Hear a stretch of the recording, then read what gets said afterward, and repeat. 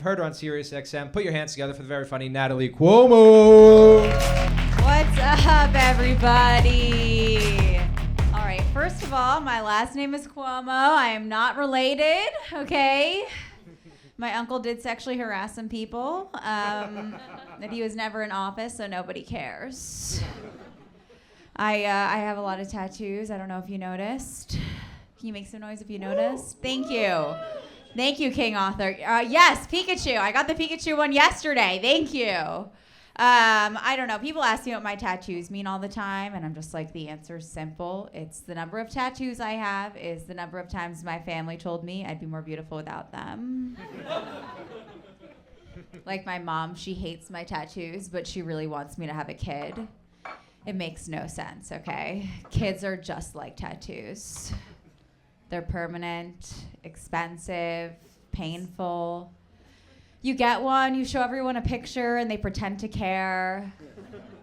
And 18 years later, it looks like shit, but you have a story to tell.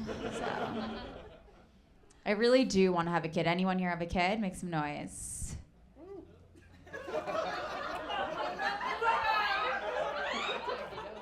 Does no one here have a child?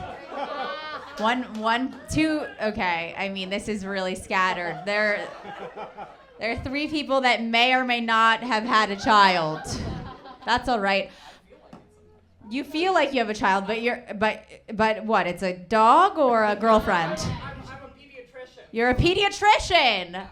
So you feel like the world is your child, your nursery. I feel like I'm raising the parents sometimes. That's all. You're raising the parents. Okay, we're getting carried away here. Let's get back to my jokes. I want to have a child, okay? It's just, I don't know how I'm going to carry a kid in my body for 9 months, okay? Like, I can't even sit through dinner with a butt plug in. And, like, you can't take out a kid in the middle of sushi dinner and hope it blends in with a soy sauce tray. So, y'all are tight as fuck, dude. Y'all are tighter than my asshole, and it's not that tight, so... Damn, loosen up. You know what I think is crazy? I think it's crazy that we as women, we carry the child and it gets the man's last name. Do you agree, pediatrician? Thank you. Thank you. You guys, you look miserable. Yes, her child is not getting your last name. This is nuts, okay? You're not dating? Okay. I will tell you one thing. You are not naming my butt plug. Dan was saying he went through a breakup recently. I, too, went through a breakup recently 2 years ago. We were engaged and we broke up. Thank you. It's okay. You know, I'm a strong, independent woman. He moved out of my mother's basement. He stole a lot of things from me when he moved out. He stole important things like my credit card info and my trust. But he also stole weird random things, okay? He stole my Brita filter, my air fryer, my pubic hair trimmer. He's like, you can move on, but you're gonna do it with a full bush. I should have known it wasn't gonna work out by the way he proposed to me. Is anyone here married or engaged? You too?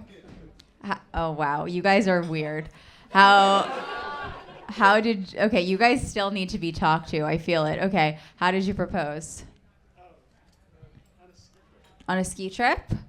Okay, that's very cute. And how did you propose? Upper East Side? That is so not an answer. You're like, we're rich. What were you doing on the Upper East Side?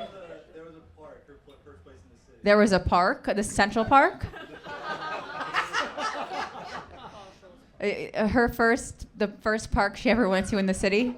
That's lovely. You know, I do feel like you can tell a lot about a relationship by the proposal, right? Thoughtful, ski trip, Central Park. I should have known it wasn't going to work out with my ex by the way he proposed to me, okay? He didn't do something sweet. We didn't leave the basement, okay? We were in my mother's basement. It was in the middle of crazy sex. I was tied to a massage table, and the safe word was yes. you. It is hard to date when you live in your mom's basement like I do. You know, if I go on a date with a guy and it's going well, I'll be like, hey, you want to come over? My mom goes to bed at 8. Was hanging out with this guy. We're getting to know each other. And he's like, where do you see yourself the next few years? I'm like, I don't know. Maybe I'll be upstairs. Finally, he slept over and my mom made us breakfast in the morning. And she looked at him. She's like, so what'd you guys do last night? I'm like, Mom, you're embarrassing him. He drank too much and he couldn't get hard.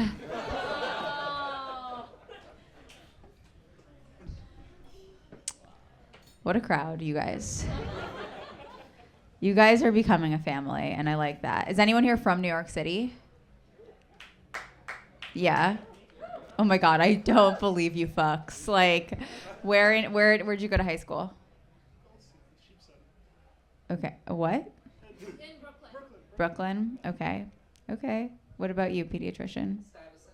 Really? Oh, Stuyvesant. Loud and clear. Okay, respect. I didn't get into Sty. I wanted to go to Bronx Science. I didn't even want to go to Stuyvesant. Okay.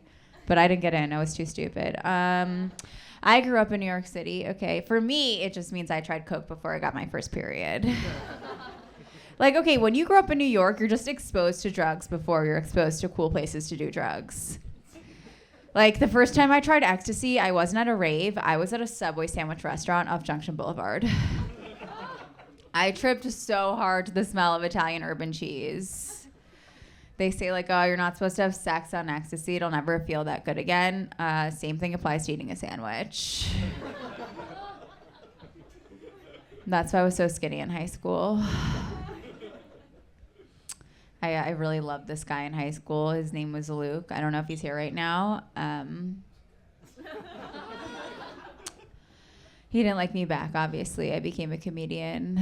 But we did have sex one time. Thank you. Thank you. Yeah, I know. Thank you. Yeah. Thank you.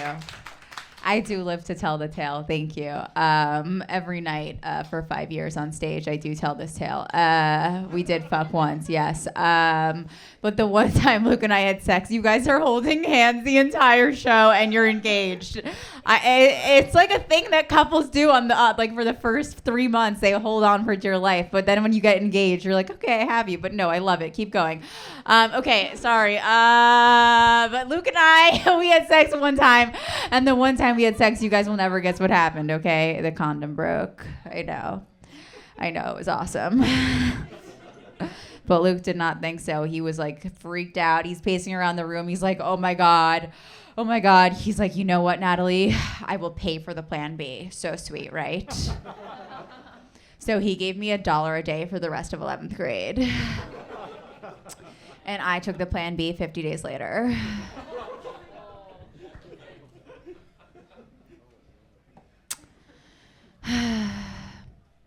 You guys aren't dating at all. How do you know each other? College. Friends from college. Got it. You're like friend zoned from college. You know, my problem with dating is I feel like I always go for ugly guys because I watch too many romantic comedies and I thought they were safe. You know, like fuck you, Judd Apatow. Ugly guys aren't safe. You ever do that? Like you date down because you think like, oh, you know, I'm too good for him. He'll be nice to me. No. No, ugly guys aren't safe. Ugly guys are just guys, okay? Like, I'm not even being shallow. Line up my exes. It will look like a troll museum in Bushwick. My ex-boyfriend, he was the drummer of a band that didn't exist. He slept in a bunk bed that he made himself, and he had a grandson. So, I don't know. I'm not saying to go find your Prince Charming, but don't seek out your Shrek, right? There's nothing wrong with Shrek. I'd sit down, I'd watch the Shrek movies all day. I just wouldn't sit down on Shrek's face all day. Unless he was rich. Are you guys dog people or cat people? Wow, you're a cat person? I can see that. I very much can. You guys? Cat? All right. I am a dog person. But I respect the cats. I respect the pussy. I'm a dog person. I have a rescue dog.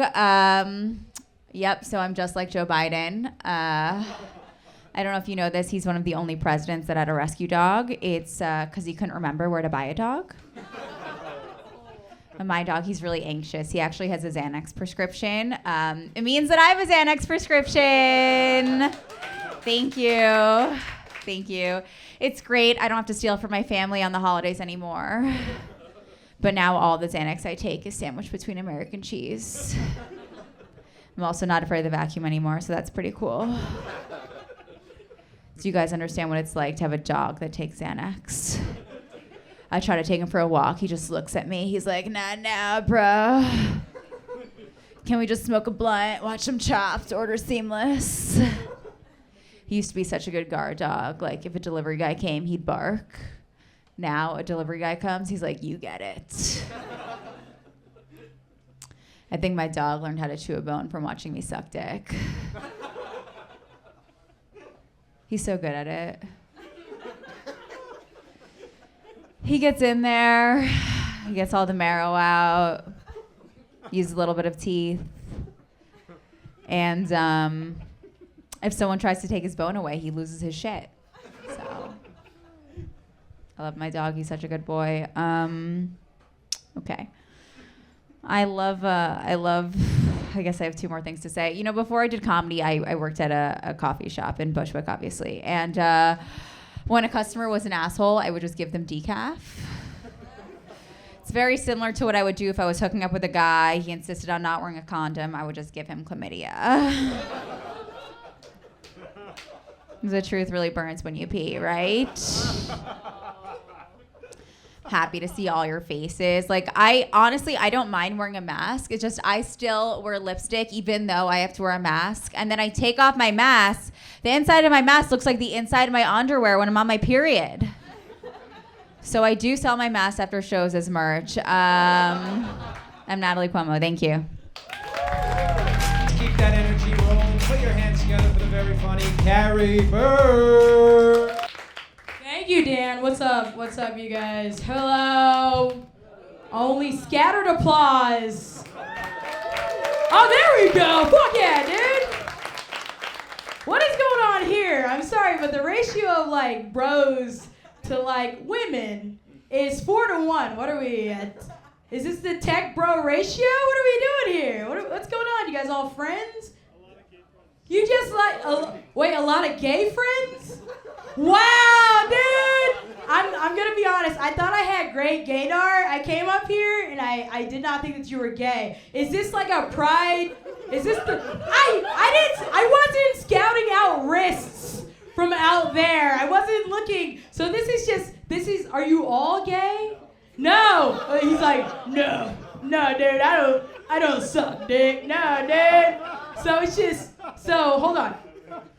Gay. Okay.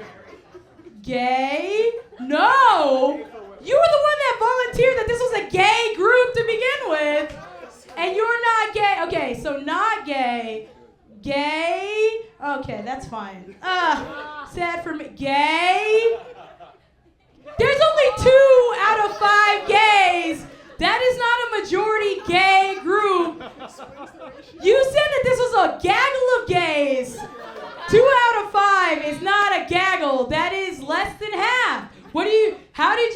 Okay, so the gays, there's the gays, gay 1, and gay 2. I love you. I'm gay. We doing this together. We are, right? This is all an experience together. We're doing this very live. How did you all meet the straights? Were they like, our ratio is bad? Are you guys the diversity points? Is that? Because I noticed no black people. I'm joking. There are no black. I'm not gonna. You don't have to have black people, but I don't want to assume. But how did you all meet? Is that through work? How is that? Middle school? You have friends from middle school? I have like one friend, and that's the person who married me. How did you? Okay, raise your hand in here if you still have your friend from middle school. What the fuck? Do you guys just have nice friends? Are you guys friends from middle school? Wow, primary school? Wow, okay. We're gonna applause, yeah. We can do applause. Primary school. So you two have known each other since primary school. 50, I wasn't gonna guess, but now that you said it, I'm not gonna say it looks right, but it looks right. It's a, not for him. You look like a young Bon Jovi. That's the only white person I know with long blonde hair. Is Bon Jovi young now? We don't like Bon Jovi. Are we? He's not. I know he's not young. You said 50 plus years, so you guys aren't young either. Almost 51. So you're like at 50 and a half. That's okay, cool. And you guys, you're all like, I love your tattoos. What are you, like a military, like veteran? You're a veteran? Show me those tactical sunglasses. I'm joking. Those are some nice tattoos. What are they from? Just life, just being beautiful with long hair. You and your friend, what's your name? Robert. Everybody say hi, Robert. Hi, Robert. Thank you for sitting in the front. I love you too. I love you as well. I'm glad my sisters are here. Hello. I love your braids. You how often you get them done? This is just between us. They don't understand.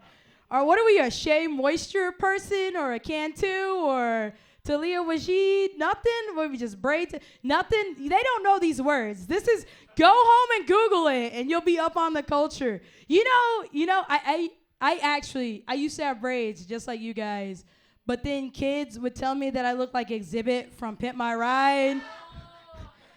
And yo, dog, that still hurts my feelings. That is rough. I'm going to tell you why I have this afro. I have this afro because it makes me 2 inches taller than my wife. And that's how we decide who's in charge. You want to know, it's whoever's taller. That's how it works for us. You're shaking your head, you're nodding. I can see everybody in this room. So if you acknowledge me, I see you. Is that the truth? Is that how you decide who's in charge? No, you're like, go away from me. That is how this whole set has been going. Everybody's been like averting their eyes. That's fine. I'm happy to be here with you all. My parents not as happy.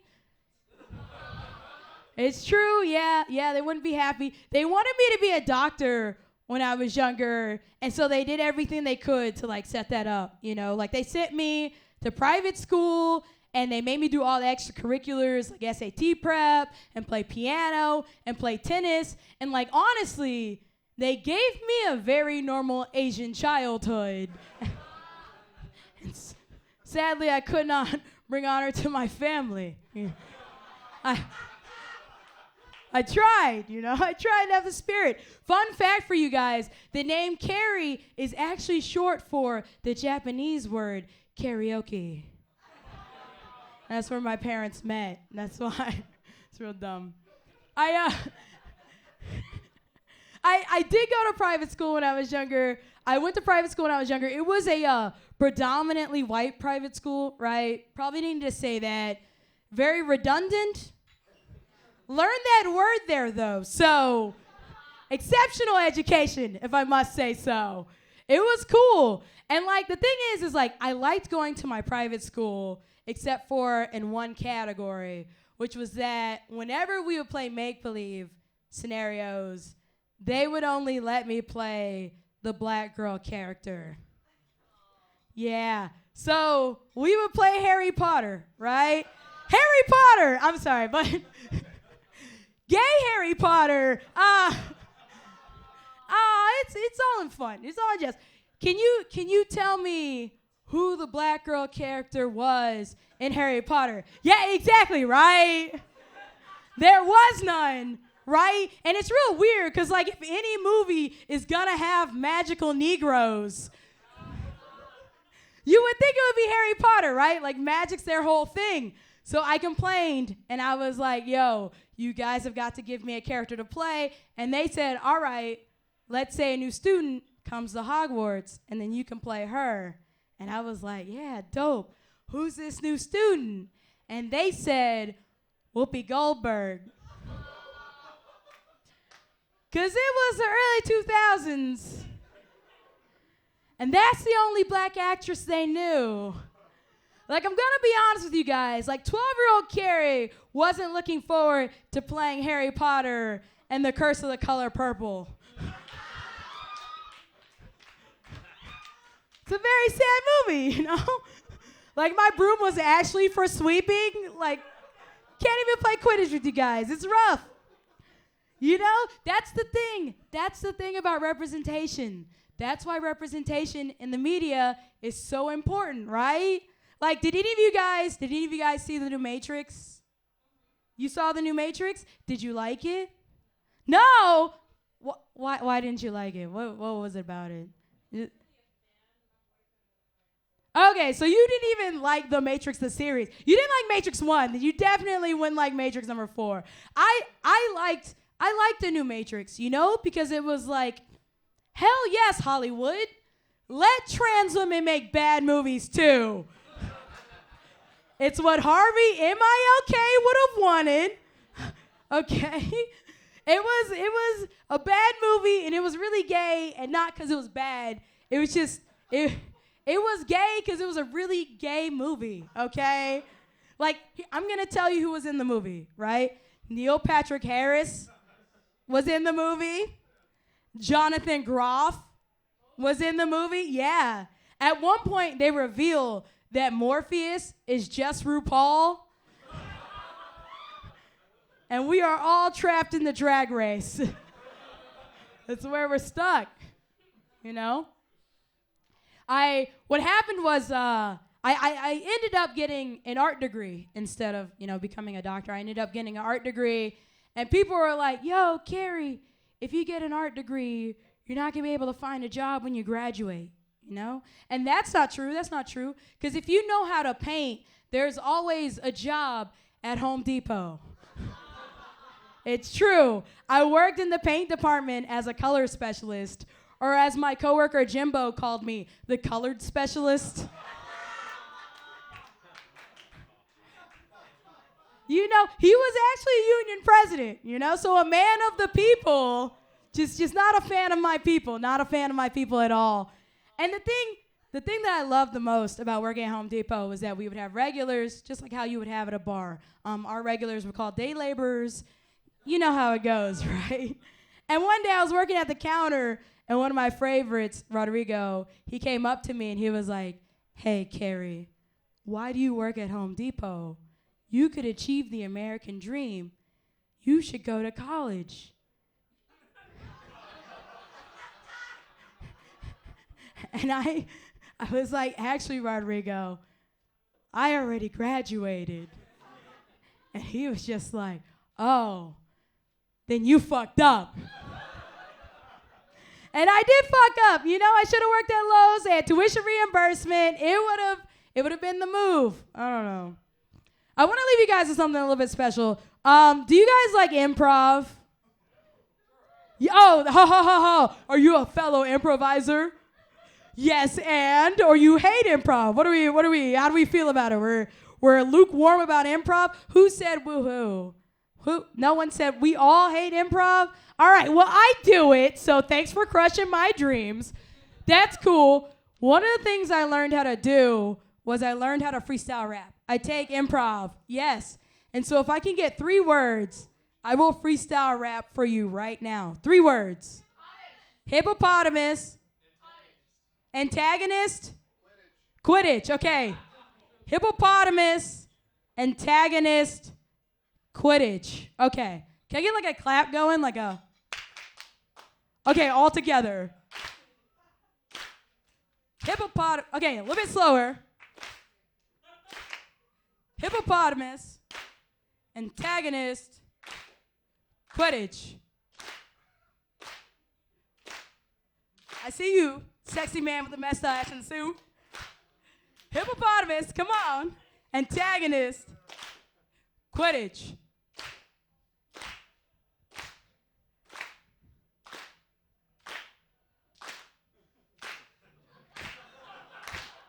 Thank you guys, I'm Carrie Burt. Your next comic has a great podcast called Long Days. Put your hands together for my friend Jared Orban. Let him hear it. Keep it going for Dan, everybody. Keep it going for him, man. Yes. How y'all doing? Y'all good? Good, man. Good to see y'all. My name is Jared. I know that name don't match my energy. I understand. Take a look at me. It's a very white name. And people always try to make it blacker than it is.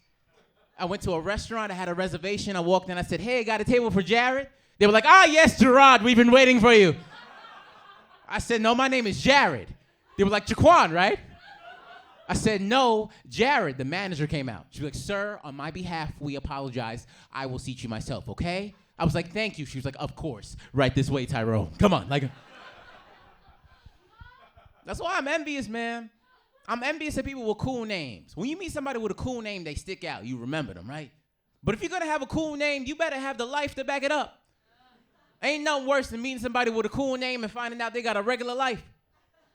You ever been named catfish before? I was at a party talking to a dude. He was like, peace and blessings, brother. My name is Manifest. I said, yo, this brother's creative. He probably make his own bracelets. He probably got poetry in his pocket right now. I said, yo, bro, that's dope. What do you do? Oh, he said, me? I work for McDonald's. I was like, what the I said, damn, nigga, you couldn't manifest a better job? Just names are important, son. It's good to have a name that means something, right? You walk out into the world, you wear that pride of the name on your chest. You represent something. A lot of rich people name their kids the dumb shit. Rich people got kids named Apple, Bark, the square root of pi, shit like that. And those kids grow up to be assholes. That's why when I have kids, I'm going to name them all after low-income things. Just to keep them humble. I've been making that breakfast in the morning like ramen noodle and bus ticket. Get downstairs and finish your food. And make sure your brother's Android phone is out the shower. We going to be late. Everybody not laughing got an Android phone in their pocket right now. Fuck him. We don't need FaceTime. Names are important, man. I know.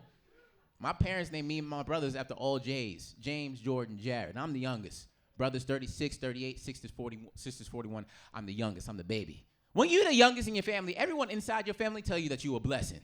But everybody on the outside of your family tell you that you're a mistake. I did a family tree project in school. My teacher saw how far I was away from my brother. She was like, ooh, honey, you're not supposed to be here. I got confused. I thought she was talking about the class. I was like, what you mean? This is science, right? I don't view myself as a mistake, no. I view myself as unique. I view myself as the third installment in the film franchise. I may not be as good as the first two, but I definitely make more money than them. That's my brother's a cop and a chef. I will blow these niggas out the box office, huh? Family's important, man. Families are so cool because every family is different. Every family's unique. My family's different. I have a family full of cops. Now, I grew up, growing up when I was younger, I was comfortable with a lot of things that a lot of kids weren't comfortable with. I grew up around guns. I'm very comfortable around guns. My father, who's a cop, is not. This man is the laziest man I've ever seen, or clumsiest man I've ever seen with a gun before in my life. One day, nobody was home, thankfully. One day, my father picked up a gun. He dropped it. He shot the wall. I literally have a bullet in my wall to this day. People will come over and think it's artwork and shit. They come over wow, this is a nice piece. Who made that? Oh, that's called Friendly Fire by Vincent Van Gogh. And this is such a weird thing now, especially having black people in your family who are cops. As a black man, it's weird, especially nowadays. My brother's a cop. It affects our relationship. I see images of black people and cops fighting on TV.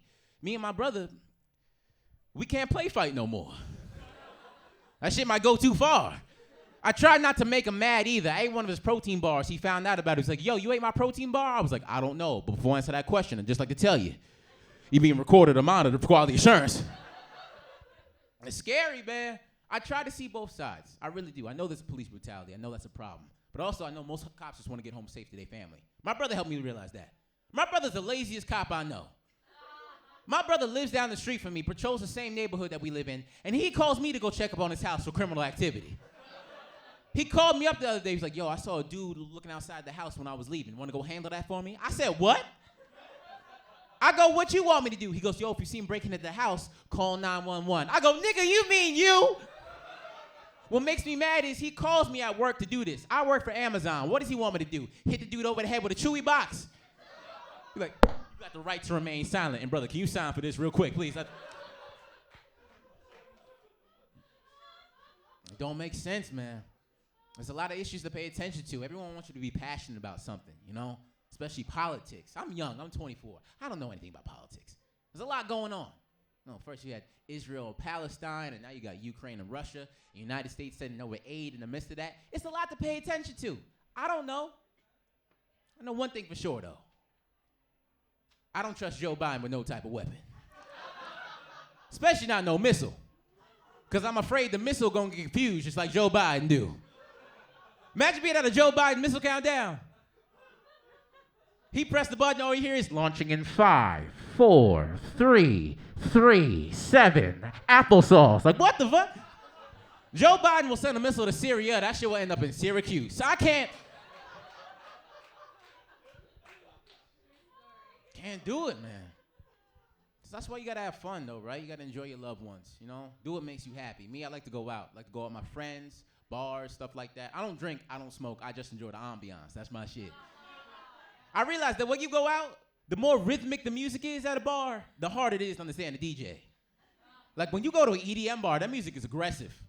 Those DJs are concise. When they talk to you, it sounds like police orders. Music can be mad aggressive, like everybody show me your fucking hands right now. Move, move, move. People be on the dance floor confused as shit, like everybody just chill. I got warrants, everybody just chill. Nobody move. You go to a Caribbean spot, though, you got to understand what the hell those DJs be saying. Music at a Caribbean spot be mad nice, like DJ got the mic like we got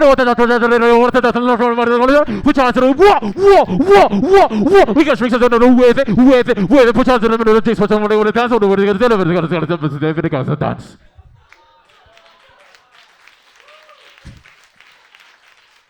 You be in the club like, brother, did you go to college? Like, messed up part about it is you found out he said something very important. You're like, yo, what he just say? Oh, he just said we got a gas leak in the building. Everybody gotta be out in 5 minutes or we're gonna die. We got a gas leak in the building, y'all. Please, single file, if you will. I love music, man. Music's my shit. I love all the emotions that music can invoke. It's truly like a roller coaster ride, right? I love all types of music, except for one. Christian rap. I don't like that shit. Got the same intensity of real rap, then get real spiritual out of nowhere. I don't like it. I was listening to a song, dude was like, hey, yo, it's real in the streets. I gotta get respect in the game.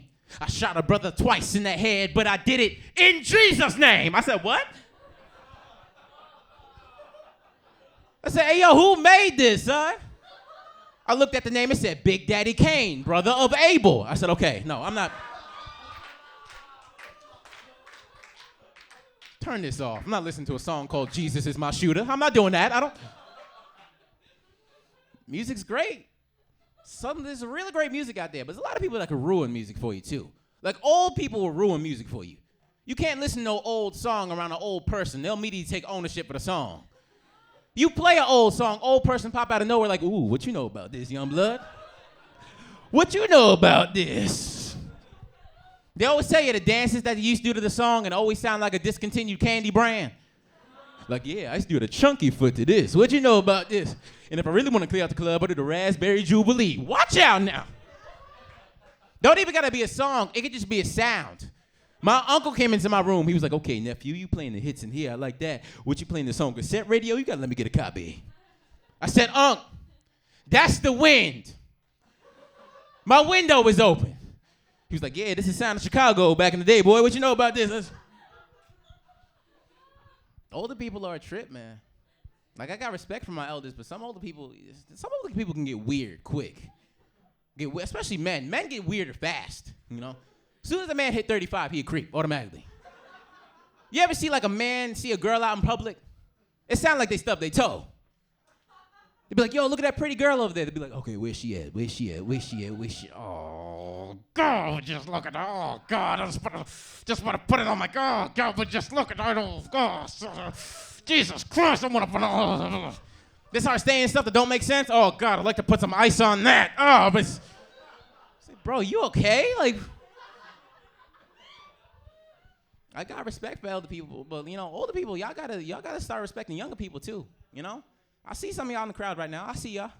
The light's reflecting off your dentures. I see it. You need younger people. Older people need younger people. You need us to fix stuff all the time. You fix one thing for an older person, they think you can fix the world. Like I fixed the TV remote for my grandfather, and by fix I mean I changed the batteries. I turned around, he had another manual in his hand talking about, Jared, can you help me with this? I said, yeah, sure. I took it from him. I said, Grandpa, I don't know how to fix a pacemaker. He's like, well, you better find out quick, because I am.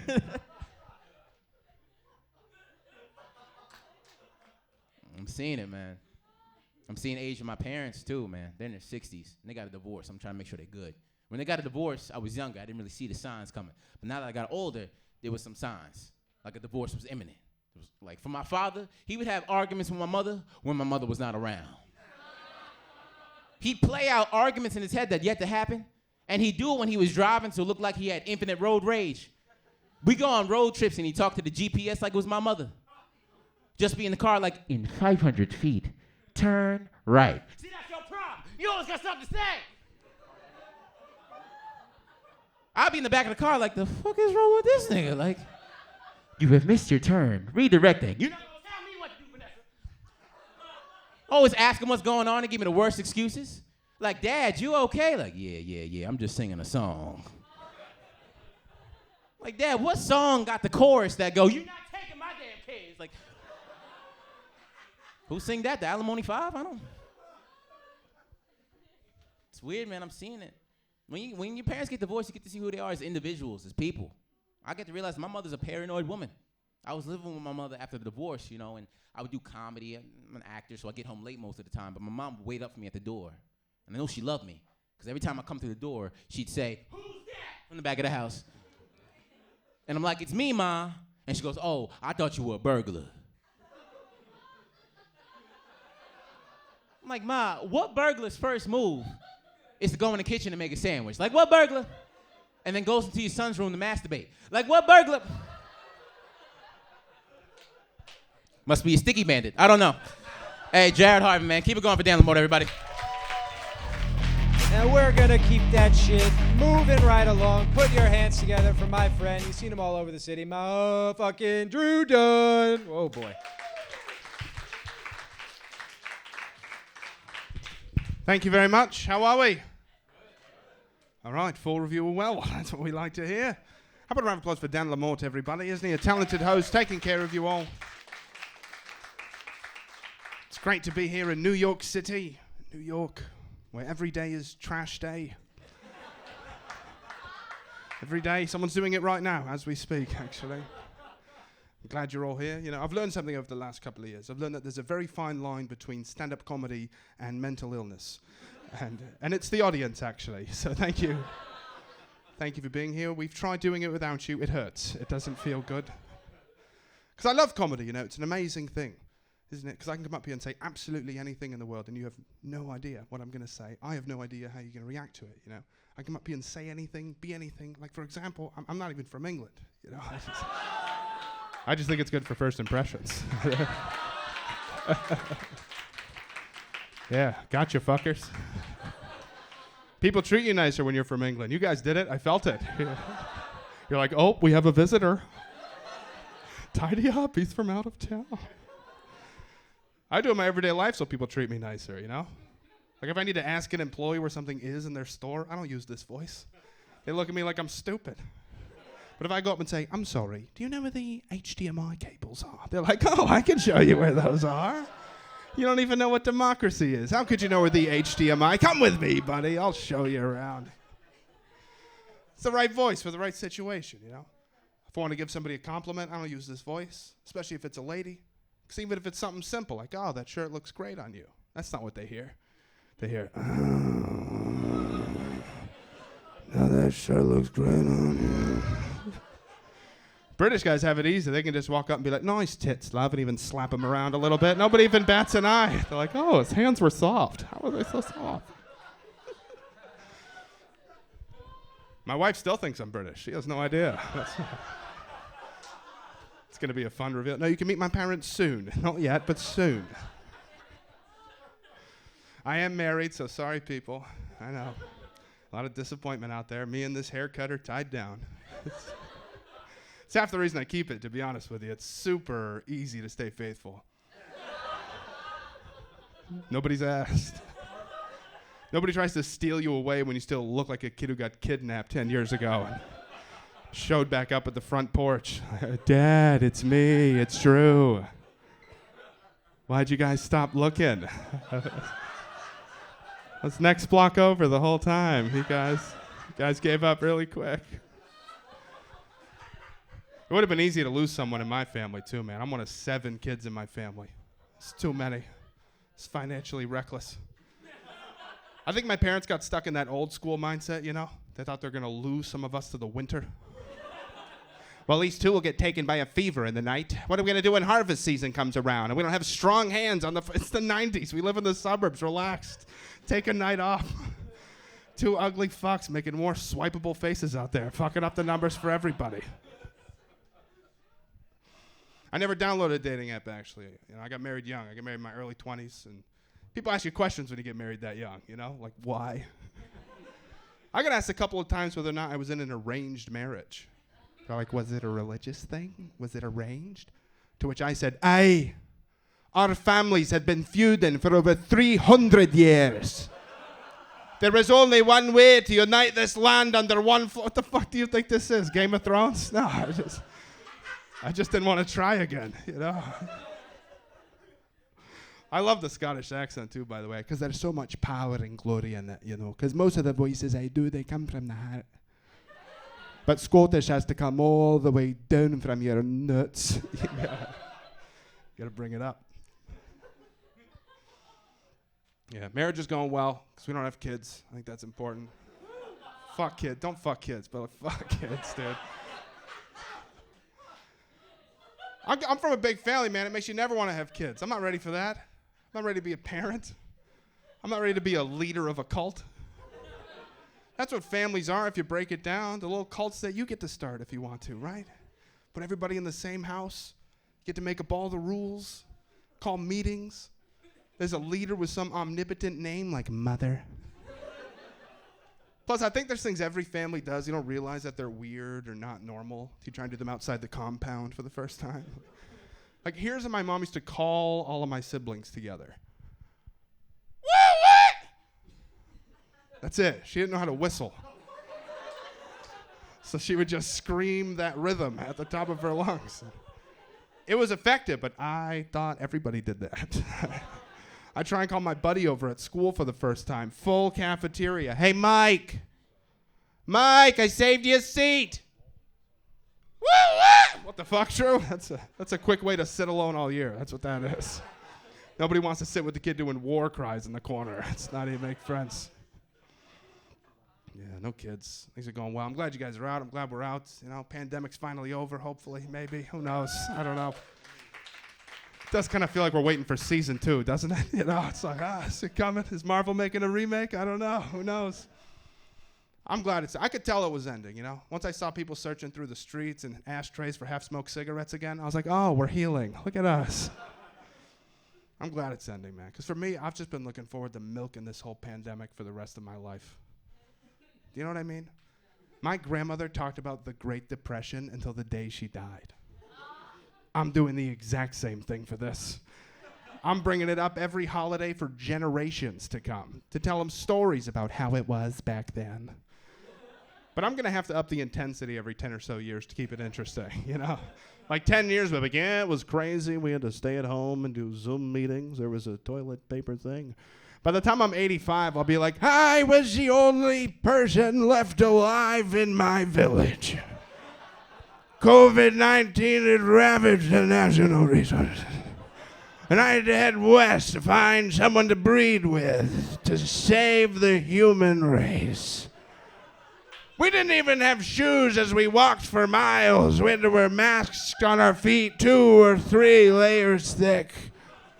And right when I had given up all hope, that's when I saw her. It was your grandmother.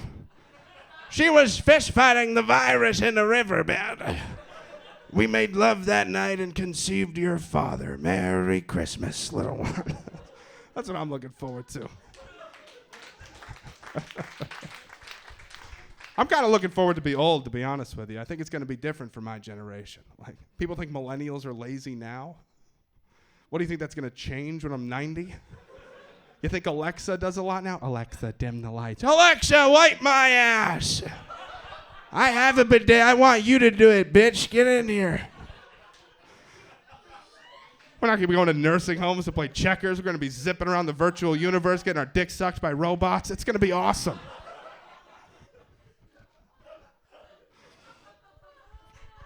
Does anyone even have an Alexa anymore, by the way? I feel like everyone threw them out. You do?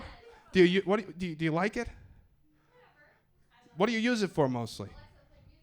Nice. I love that. I love using the most advanced AI ever created to do the same thing an iPod Shuffle did. Shuffle! I don't know. People don't like them. They found out they're spying on us. You know, it's the first thing my wife asked me after we got it. She's like, "Do you think it does that? Do you think it spies on us and sends it to the government?" I was like, "Yeah, probably." We just put a microphone hooked to the internet on our coffee table. I hope it's only the government. I hope it's not some dude named Hank who's good with computers and likes the sound of our voices. 'Cause that would be way worse. Do the Scottish one again, I like that guy. That's not what you want. I used to get paranoid about that, people watching me and listening to me and stuff, you know? I put a piece of tape over the webcam on my laptop so they can spy on me. I stopped doing that. I don't care anymore. Now if I'm doing something weird in front of my laptop, I just stare directly into the camera. Just hoping there's somebody on the other end watching, like, holy shit, he did all that for us. That was a lot. Because it's inevitable, man. You can't dodge it. They're putting that technology everywhere. And I don't even like it. That's the problem. I don't even like it, you know, the Alexa.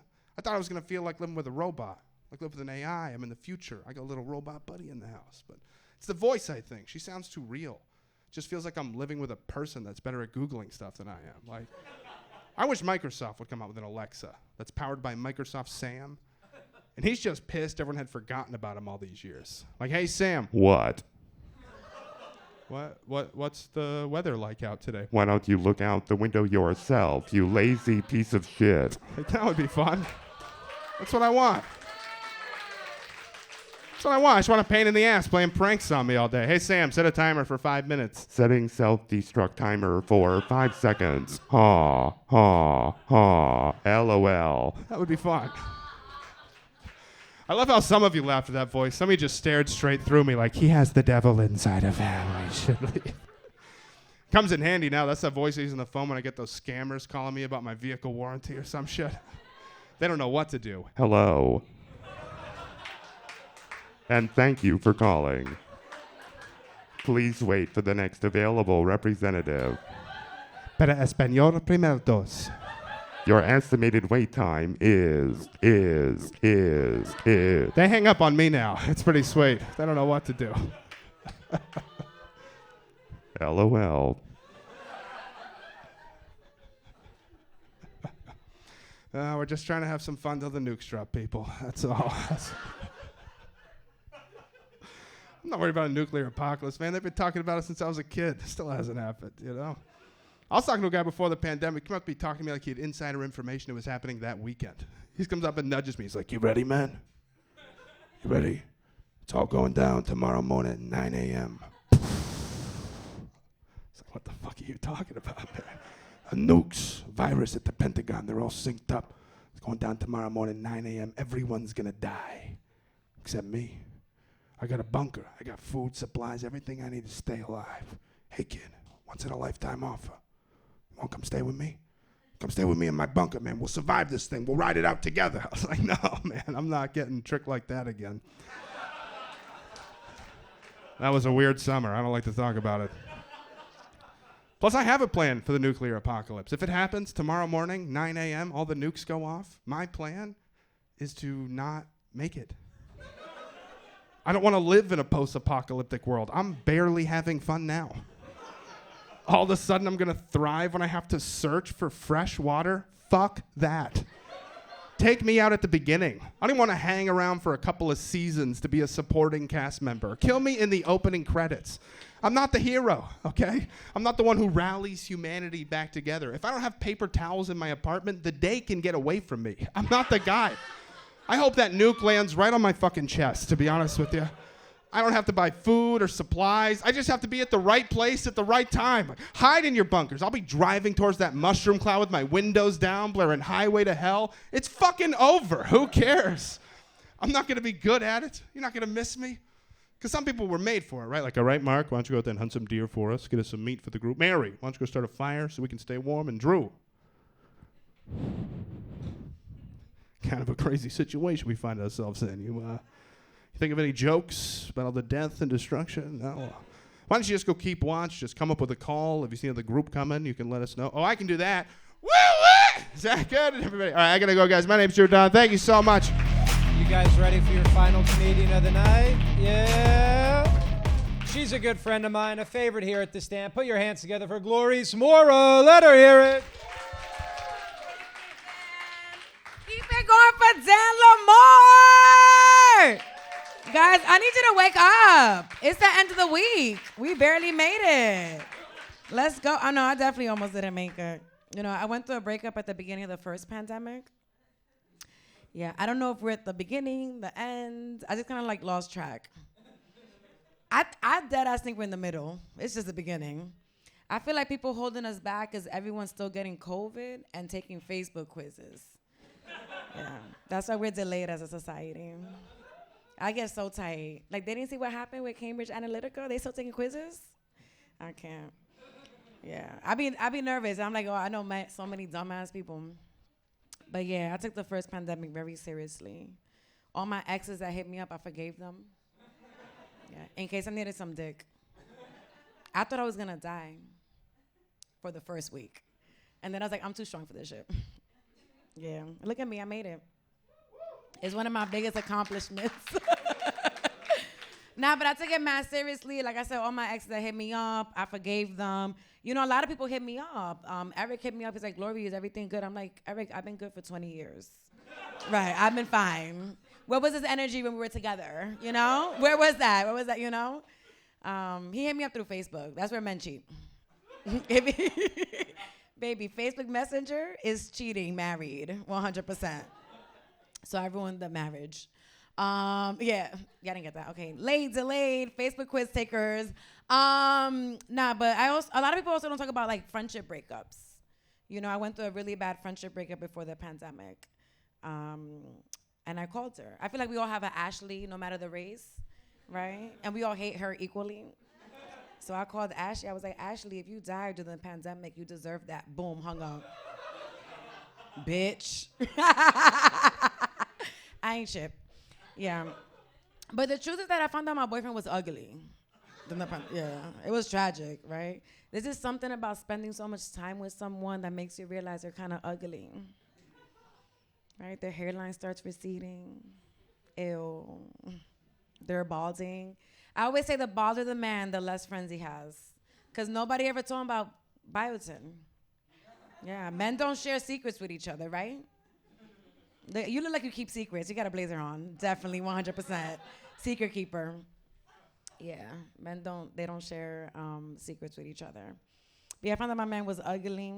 He also was rich on Robinhood. I said, no, I need to see cash. A millionaire Robinhood, not so much in the streets, you know? I ain't like that, not the brands. And he also couldn't parallel park, right? I don't know anything about driving. I'm about to be 32 next year. I don't have a permit. I don't have a license. I really should not be on the highway, but I think it's a little too late for me. But I do know that parking is really important to the brands of the relationship. And he could not park. It was bad. Yeah. But the truth is that he suffocated me with a pillow.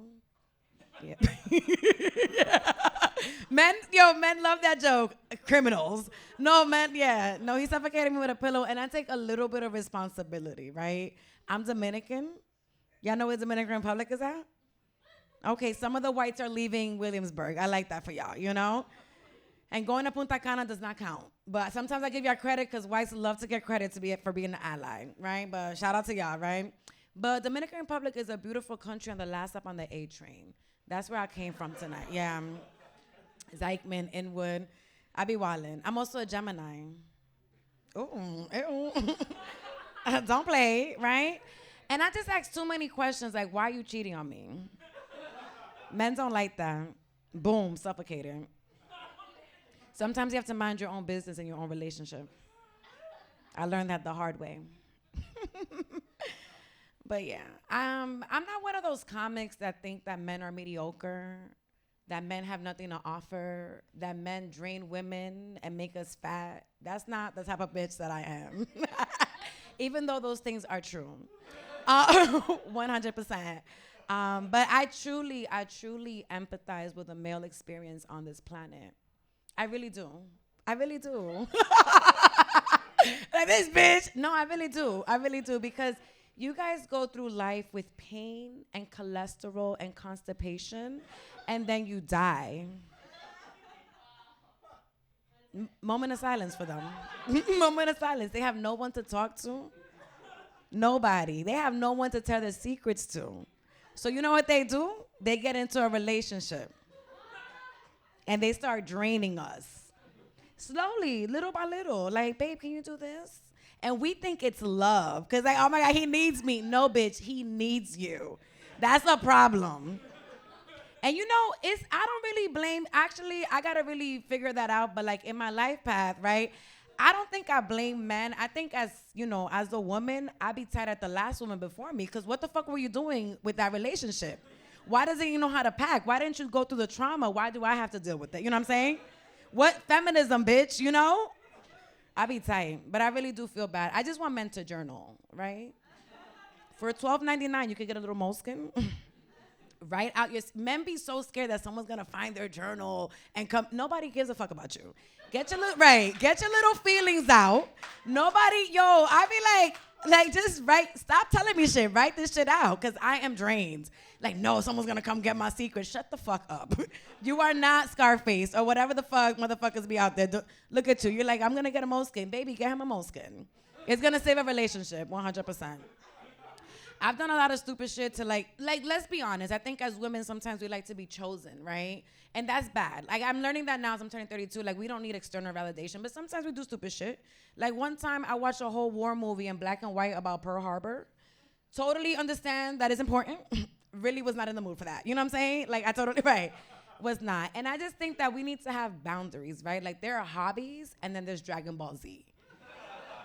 Baby, unless you're one of them anime bitches, don't even try, right? Because they're gonna want you to understand all the references like Vegeta and Goku and Pikachu. I don't give a fuck, okay? This is a journey that you've been on since 12. I cannot join you at 32, you know?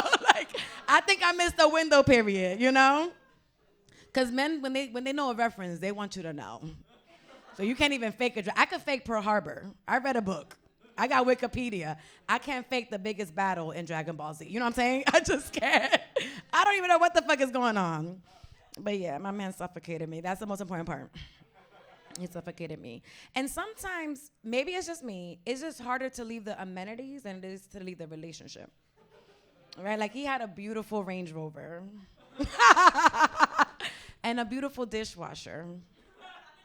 And I know a lot of y'all, maybe y'all had dishwashers growing up. I just came into my upper middle class privilege during the pandemic when I took out $10 million from the government with my PPP loan. Yes, I'm going to jail one day, but not today. Yeah, well, not today. And the first thing I did, I bought a dishwasher because I'm holding my family on my back. And the dishwasher is a beautiful machine that solves generational trauma. It really is. Some of y'all be using it as storage. No, this is a vehicle to get over shit, you know? Every time I do a load, I forgive my mom just a little bit. Yeah, I clean a lot, you know? Yesterday, I was like, you stupid bitch. Release. That's why I lost my virginity at 14, bitch. On top of a North Face, bitch. And my man stole my Metro card, bitch. I went through a lot. So I clean a lot. I be mopping for no reason. It's just crazy. Yeah. And, you know, I think I don't do drugs. I think drugs are bad for you. I only do Plan Bs. 100%, 100%. And yeah, because I feel like some people need drugs to get like that delusional push. I have raw delusion. Like I don't need no assistance. And in my mind, I'm such a successful comedian. Every day I wake up, it's like everyone knows who I am, even all of y'all. I was like, thank you, stop, And, in my delusions, I do a lot of shows in front of whites in New York City. They love comedy. No, they love comedy. And a lot of them in New York don't have a dishwasher. And it's my chance to discriminate. And when I tell you I get it, baby, I'm having the whites are quiet. The whites, they were like, this fucking bitch, who gave her a PPP loan, bitch? Joe Byron, No, I'm kidding. Yeah, he gave you a PPP, yeah. But, I just think that discrimination is bad, right? Now that I'm on the other side, I could discriminate against white people. I could teach y'all some things, right? You can't just, discriminate because you heard something about someone, right? Like, I hear shit about Scorpios all the time. I can't just go around hating every Scorpio. I mean, I can, but that's wrong, That's fucked up. You should really get to know somebody, right? And I'm going to just give you some backstory. I hate Scorpios because they think that they're the only ones that have daddy issues. Like, they think they're so mysterious, that someone's gonna steal the little journal, Fuck you. We all hate our father a little bit, He's a man, It's just me? Okay, I'm unpacking on stage. I'm also gonna find a new piece of technology to get my anger out on my dad. 100%, yeah. But I've been dating now. I've been on all the dating apps, LinkedIn, Cash App, Venmo, yeah. I love LinkedIn because LinkedIn is like Tinder but with a background check. 100%, baby. I'm killing two birds with one stone. Some people trying to get to the 401k, not me. I'm trying to get there without the labor. Like, I want my man to come with paperwork and a salary. Like, I'm done falling in love for love. It's time to fall in love for money. 100, you got it in the bag, right? I'm kidding. It's a joke. We're a family. Sometimes jokes hit hard.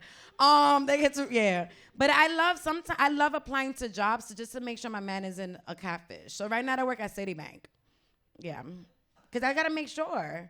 And you know what I learned about white people? They got this thing at the corporations called severance packages. So every time you quit a job, they let you leave with some money. So every time, since I found that out, I just go to every job, be like, suck my dick, suck my dick, suck my dick, and I'm so rich now because of severance packages. But like I said, I've been on all the dating apps. Dating is terrible. I always say if your man's not abusing you, just stay. Honestly, because for the most part, most men are just refurbished. Like, they don't change. They just hide it a little bit better, refurbished. Some people in the back don't like me, but that's okay. That's fine. I love myself. And like I said, I get asked a lot of dumbass questions on dates and that's why I hate dating, right? Like sometimes people will ask me, "Are you a ride or die?" I'm not. If you go to jail, you staying there. That is not my brand. Ew. Immediately no, right? No. Especially if you're going to jail for weed. Ew. Believe in yourself. Sell some coke, right? Give me a little story to tell. I want to write a love letter, Give me fucking delusion. I always say that any man that asks you if you a hoe definitely has a pencil dick, right? Sometimes I get asked that dumbass question like, ew, stop, right? And I just want to say hoes are not a monolith. There's different types of hoes, right? You have your dumb hoe, they believe in love, and that's stupid. Love is not real. Like, I'm done. We're done. And then you have your bougie hoe. She only sucks dick in Portugal.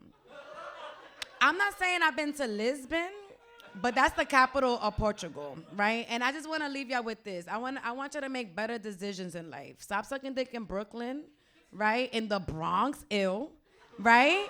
Go to Italy, have a little bruschetta, right? Go to France, have a little cab, right? Because what do men give you in the city? A headache and tap water, and that's very poor. Anyways, that's my time. Have a good night. Yeah. You guys are good? You guys are happy? Yeah. You're like, that's a loaded question. I got a little depressed recently because like 2 months ago, I fell in love with my best friend. If this happens to you, just take it to the grave, okay? Just shove it down. Don't tell anybody. Just die with it, okay? But I told him, I was like, hey man, I think I'm falling in love with you. And he was like, honestly, I love you like a sister. I know. And I was like, oh, but not even like a stepsister? Hey, come on. We're not related. This could work out.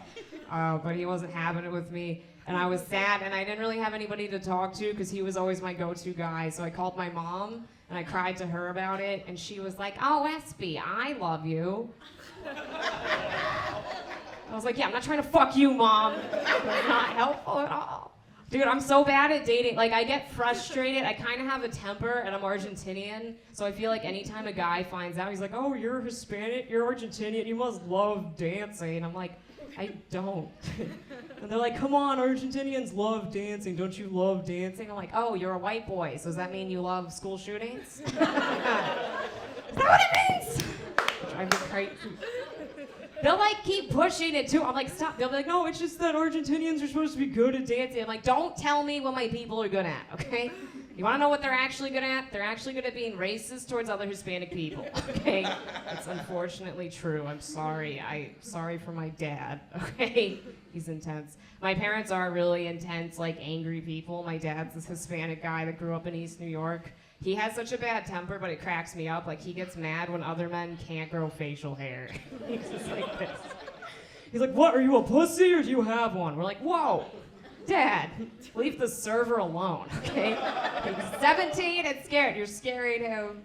My mom's kind of crazy, too. They moved to Texas a few years ago, and since they've been down there, she just keeps buying guns. That's what she likes to do. Yeah, she keeps sending me weapons in the mail. That's her thing. She sent me a taser and then she sent me a rape whistle. I was like, that's out of order. It's like, what am I supposed to do with a rape whistle, right? Like, I can't actually defend myself with it. I feel like I'm just alerting the rapist to me faster. So anyway, I'm just like, over here, boys. Bunch of holes. Boys love holes, right, sir? He just was like, please don't look at me. Okay, speaking of holes, okay, so I haven't had sex in 17 months, okay? Yeah, she gasped. Listen, well, how do you think I feel, okay? And so, all right, I just took a break because I've dated a lot of trash. And now I'm worried. I'm like, what if the hole is closed? I'm talking about my vagina. Because what if, you know how like a piercing closes up from lack of use? I'm like, it could be. I started telling that joke another night, and this gynecologist was in the crowd, and she interrupted me, and she was like, sweetie, the hole can't close.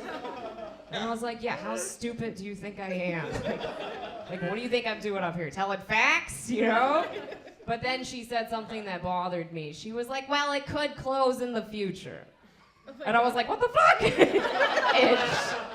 And then she didn't want to talk to me anymore. I was like, no, you can't stop talking now, right? Like, you can't, that's not cool. Like, because now I need to know, I'm in this Disney princess situation, you know, when they need a kiss by midnight. I'm like, yo, I might need a dick by dawn, dude. Like, I don't know what's going to happen to me. That joke is a little dated. I did have sex a few weeks ago, which is cool. Hell yeah, right? Sick. Oh yeah, bring it in. Okay, But so this guy, I like him, but I don't know if I want to be a girlfriend yet. You know, I'm having like commitment issues, and he likes me a lot, which is kind of nice but scary. And then the other day, I met all of his friends, and we went to dinner. And when we went outside, he smoked cigarettes. So he opened a new pack of cigarettes, and he gave me one, and he gave all of his friends one. Okay. And then 5 minutes later, this homeless guy comes by, and he's like, "Hey man, can I have a cigarette?" And my guy's like, "No, sorry, just ran out." And this homeless guy, he didn't see him open a new pack, and he's like, "Fuck you, man, you're a liar, and I bet you gave everybody a cigarette." And I was like, wow, this guy's like perceptive, you know? And then we're in a group of people, so there's guys and girls, and I'm not standing next to the guy I'm seeing, I'm away from him, but this homeless guy like turns and looks right at me, he's like, "Oh, I bet you're fucking this bitch, huh?" And I was like, damn, he's good. I was like, wow. He's like, "Well, she doesn't even want your dick anyways." And I was like, "Look, I just don't know if I want to commit yet, okay? But since you seem to know so much, what should I do?" You seem to know. I have to actually stop taking advice from homeless people. I'm kind of trash. Like, I sell tickets outside. I don't have like a real job, so I'll be selling tickets outside, and during the winter it's really cold. And this homeless guy came up to me and he was like, "You look cold." And I was like, "Yeah." And he was like, "You know what you gotta do is put cayenne pepper in your socks." And I was like, yo, this guy's a genius. And then I did it, and he was right. My feet were hot for 2 weeks because I had a rash. Okay, I am fine. You guys are drinking, that's good. I'm a sober person. I've been sober for like 6.5 years. Yes. Oh, thank you. Yeah, thank you, 2 people. Everyone else is like, relapse. I'm not going to. I've been sober, never went to AA, so who's really the best at being anonymous? It'd be me. I also had this thought, I was like, man, if I were an employer, I'd only hire addicts because they don't quit. They can't, that's kind of sad.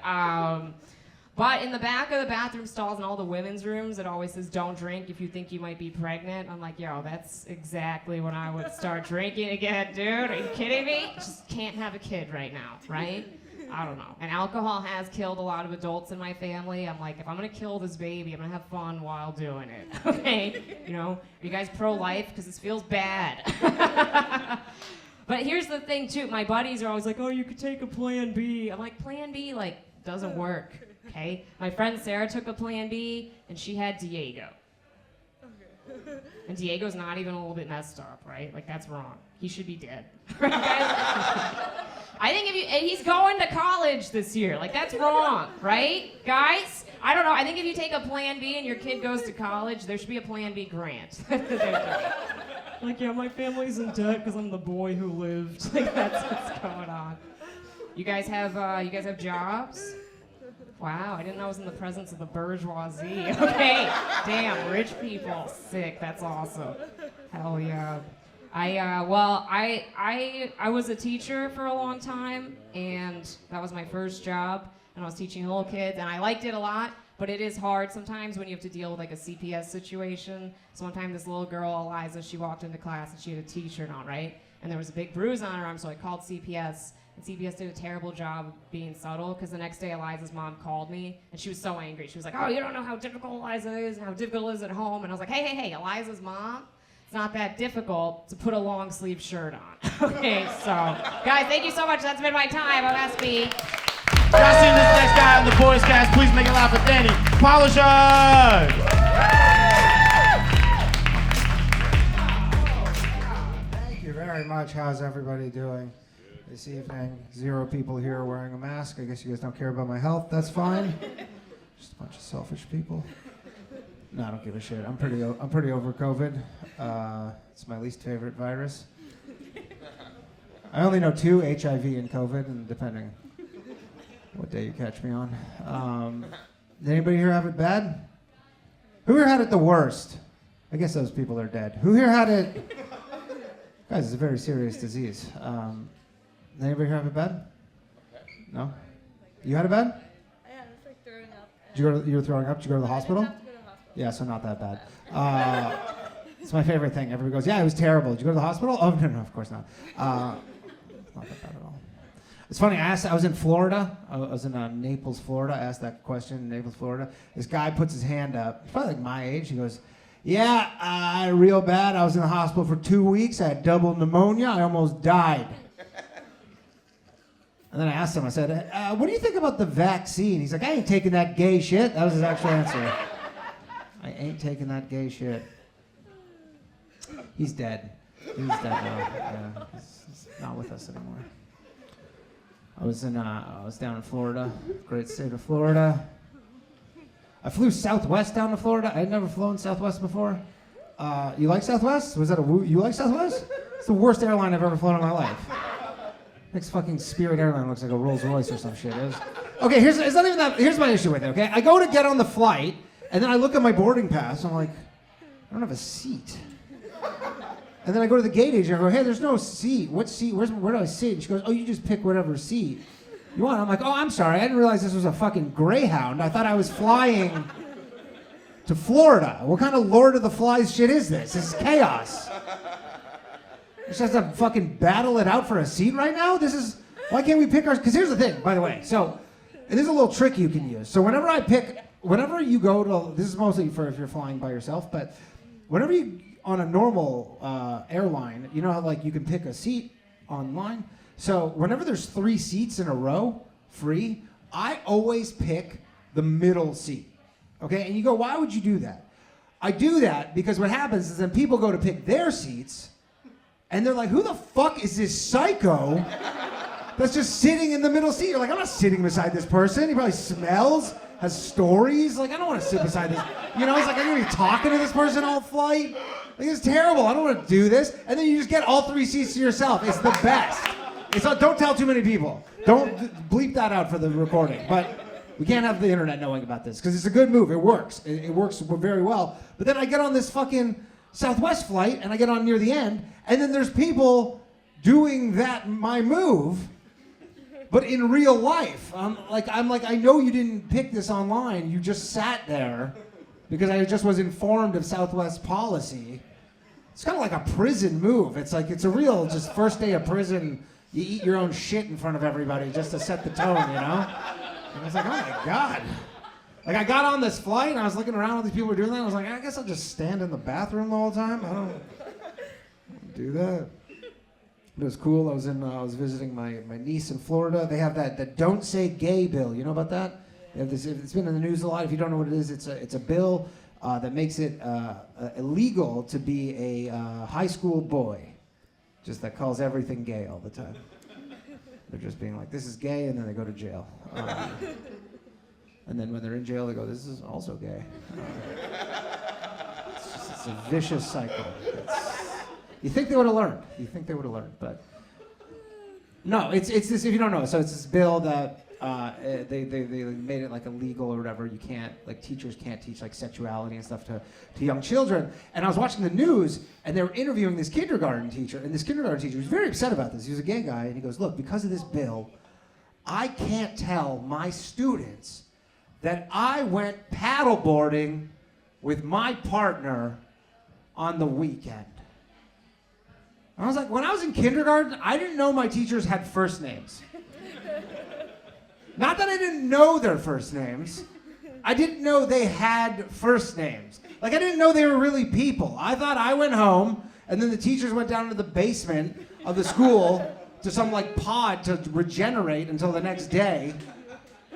And then now these teachers are like, because of this bill, I can't tell my students that we bought matching cock rings on the weekend. And I'm like, you know what? Maybe let's keep some separation between let's keep that. You ever see one of your teachers in public when you were a kid? Didn't that fuck you up? Wasn't that the weirdest thing ever? You see one of your teachers in public? You know, like you're at like the movies. They work there. Like, what are you doing working at the movies? I thought you were a millionaire. I thought you had all the money in the world. He goes, you want extra butter? Yeah, okay. You have to change schools at that point. I don't know what you even do. You get to school, you go, you're not a teacher, you're the fucking person at the concession stand. It was cool. I was hanging out with my niece. She's 7 years old. I like hanging out with kids, but like, I hate parents. They always make you lie to them about their kids. Because parents constantly, they always go, they're like, oh, because kids don't like really impress me at all, because they're not impressive, right? But parents constantly they go, oh, isn't he so smart? Compared to a dog, maybe, I don't know. Compared to what?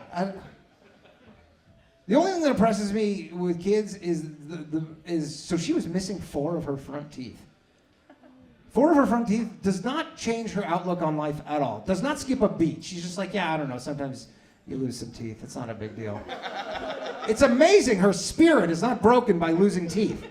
Any person in this room, you lose 1 tooth, devastated. That is devastating. She loses a bunch of teeth. She looks like she plays for like the New York Rangers. She's like, I don't know, just sometimes you lose some teeth. It's not a big deal.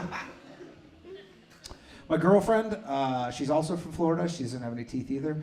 So, no, if anything, she has too many teeth.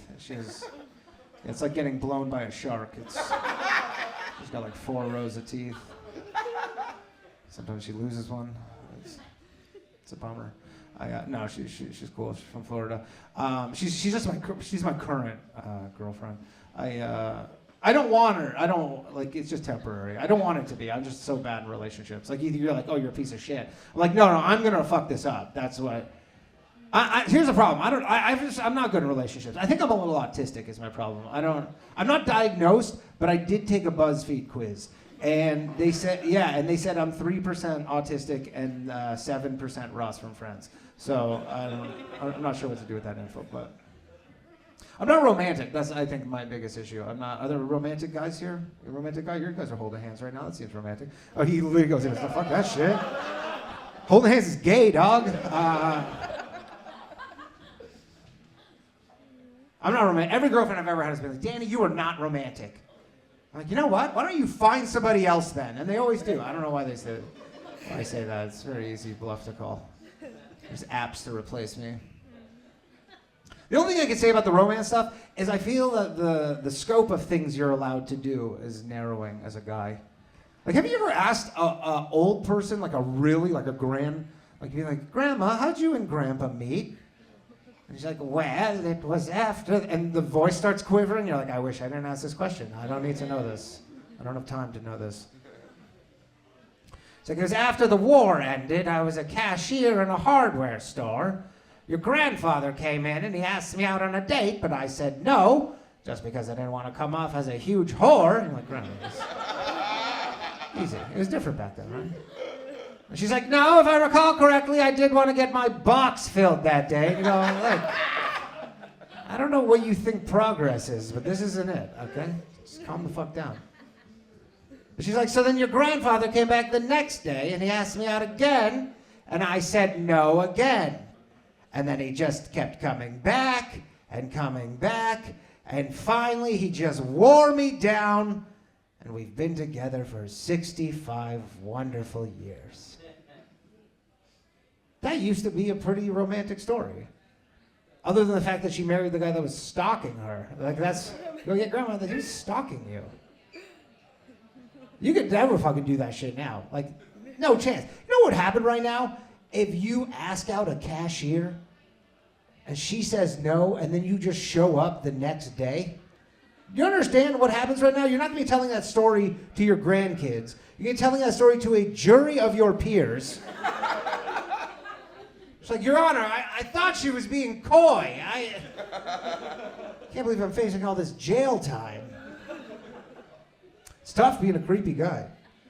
It's never been harder. It's never been harder to be a creepy guy. By the way, if you don't know what a creepy guy is, it's any guy under a 6 that talks to a woman. That's the current definition of a creepy guy. So if there's any here, either get some money, go to the gym, or just fucking die. I don't know what to tell you. My girlfriend's a bit of a prankster, too. She's a bit of a prankster. Any girls like to do pranks? She does girl pranks, though, like shitting in my bed. Yeah, she just shits on my bed. And she goes, that's pretty funny, right? I go, no more court TV for you. That's not funny. No, this is a prank. She only pulled this once, but I honestly, it was like great prank. So, you know when you go to a restaurant and then they have that thing where they want to humiliate their staff? So you say that it's someone's birthday and then they make the whole staff like, it's not for the person, it's just for the owners of the restaurant to humiliate their staff. Right? But then you go, oh, it's his birthday or whatever, and then they bring out like a piece of cake and a sparkler, and then they sing you some song or whatever. So she did that because she saw someone else get it, so then she did that. She goes, it's his birthday. And I'm an idiot, I'm not paying attention. They started coming up to me, and there's 10 of them. They're like singing, there's fucking fireworks, and I'm like, oh, there's not. And then I go, oh, God, this is a good prank, honey. And then they do the whole thing, right? And then and they give us like 2 shots of some like disgusting liquor. And she loves it because she's Jewish, so it's free, right? But so then, I am too, but she especially loved it, right? And then I go, oh, it's great prank, honey, good stuff.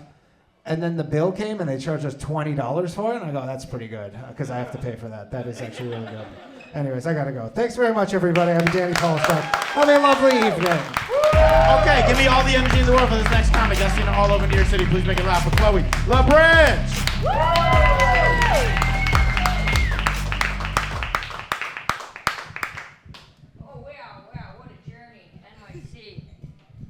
What up? Get all my angles. Hey, what's up? Red wine. That's right. Every time you get an order, that's right. What happened there? They got the Johnson & Johnson vaccine? Dead. Right? Everyone who got that, dead. They fucked you on the first date, they're dead. I got the Pfizer vaccine because I'm a sexy Pfizer boy. Let me into your party, I'm a Pfizer boy. My dad got Moderna because I think he's gay. He lights candles, goes on cruises, he's gay. No, he's not gay, he's a good guy. No, I'm not saying gay people aren't good guys. Wow, this set took a turn. Who's coming with me? Okay, moving on. How are we doing? Oh, espresso martinis. Gay. No, I'm kidding. I grew up in the suburbs. How are we doing?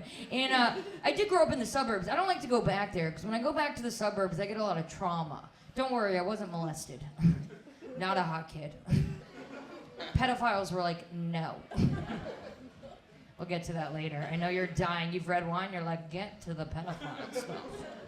I got a Merlot. We need to talk Epstein. I have crypto. You can clap. I'd rather get it from you than a guy on Raya later. I got Raya. I got accepted. I wasn't accepted on Raya for a while. That's why I knew where school shooters were coming from. Anyways. What's happening over there? Is your camera broken? So you're trying to like start a fire? Is that what we're doing these days? You're like, the plug doesn't work. Okay. I shouldn't be doing crowd work. This is being filmed. Okay. Crowd work with the cameraman. Also, that's not really a thing. Take a seat. We're just filming it. That's all. You're also wearing a vest in the winter. What'd you get, Johnson & Johnson? Idiot. You should be dead. What are you, a cat? On what life are you on? I hijacked a cat's funeral this summer. I was not doing well. We'll get to that later. I don't have much time. Roll Tide.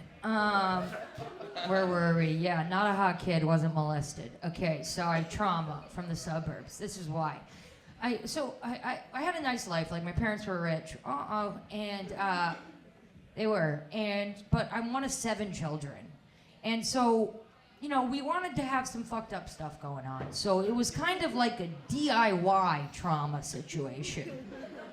Like, we created our own fucked up situations. So what we would do is when my parents were out at like a cocktail party or something, we would lock the babysitter in a closet. And then we'd lock the youngest brother, Harrison, in another closet. And then we'd run around the house and yell, fire. Right? So we'd be running around, we'd going, fire, fire, fire. And Harrison would be like, where's Harrison? We gotta go. He'd be like, I'm in here, I'm in here. We'd be like, we can't find Harrison. Leave him. You can laugh. And then we'd pretend to leave him, and then eventually we'd let him out, and we'd pretend Harrison was a ghost. Right? And we'd have a fake funeral for him. And that's how Harrison became gay. I'm kidding. Anyways, my parents did get divorced. They got divorced when I was an adult. And this is the thing. There's a difference when you're an adult of a divorce and a child of divorce. Because when you're a child of divorce, your parents still act like adults, right? They're like 2 Christmases, you know? Santa Claus comes twice. When you're an adult of divorce, they're just like, Santa Claus is an alcoholic. I'm like, Dad? I remember my parents sat me down when I was 26, and they were like, we're getting a divorce. And I was just like, we cannot afford that. And they're like, Chloe, you should have got a job. I'm like, well, you should have married your fucking soulmate so we could pay my rent. Let's get to some funny stuff. I don't know. I do go to rehab a lot. Yeah, because I'm a fucking legend. What's up? Yeah, I've been to rehab 7 times. Don't clap. You could clap if it was like 1 time, you know? It's not like abortions. It's not like if you go 3 more times, you get the 10th one free. I know abortion's like a sensitive thing right now. Don't worry, I'm fighting the fight. Chloe Wade. Chloe, get it? Okay. Me neither. I don't get it either. Oh. Anyways, yeah, I go to rehab a lot. I was really cool in high school because I was addicted to cocaine. And yeah, I'll go to school and everyone would be like, where do you get your Adderall? I'll be like, it's coke. And but then I got really into alcohol, and then I started going to rehab for drinking. And I went to rehab a lot because I had a trust fund. And right, it's like great-grandfather worked so I could go to Promises in Malibu. Great-grandfather worked so I could get HPV at Princeton. And don't worry, I wasn't a student, I was visiting. And if you don't know what HPV it is, it's an STD for hot people. You get it when you're like above a 6. Roll Tide. 5 Phi Alpha, brother. Go SAEs. But anyways, so I went to, when you go to rehab's actually a lot like high school. It's really kind of scary. If you've ever seen Mean Girls, it's kind of like that. Like, I showed up to rehab day one. I go into the cafeteria, and I tried to sit with the drug addicts. And the drug addicts, those are the cool kids. And they're like, you can't sit with us. You can sit over there, because I'm an alcoholic. They're like, you can sit over there with the Chardonnay housewives. So I was like, I'll show them next fall. So I spent the whole summer smoking crack. And I came back, and I was like, who's a loser now? They're like, still you. We do fentanyl. I'm kidding. None of them made it back. They died. I don't know. It's not that bad being an alcoholic because there are some plus sides. Like, I can handle a robbery really well, you know? Like, a guy could come up to me with a gun and I'm blacked out and I'm just like, you're silly. You know? Or he comes to my apartment and he's like walking out with my laptop. I'm like, ooh, you forgot the charger. And here's my debit card. And the pin is 2181. Do you wanna fuck? You know, drug addicts aren't good at getting robbed, but they're really good at stealing. They've stolen from everywhere, anywhere you can think of. When we were in group in rehab one day, I remember that they were telling us, they're like, when you get out of here, you need to go get the tools to build yourself a life. And this one girl goes, how the fuck am I supposed to get the tools to build myself a life when I'm banned from every Home Depot on Long Island?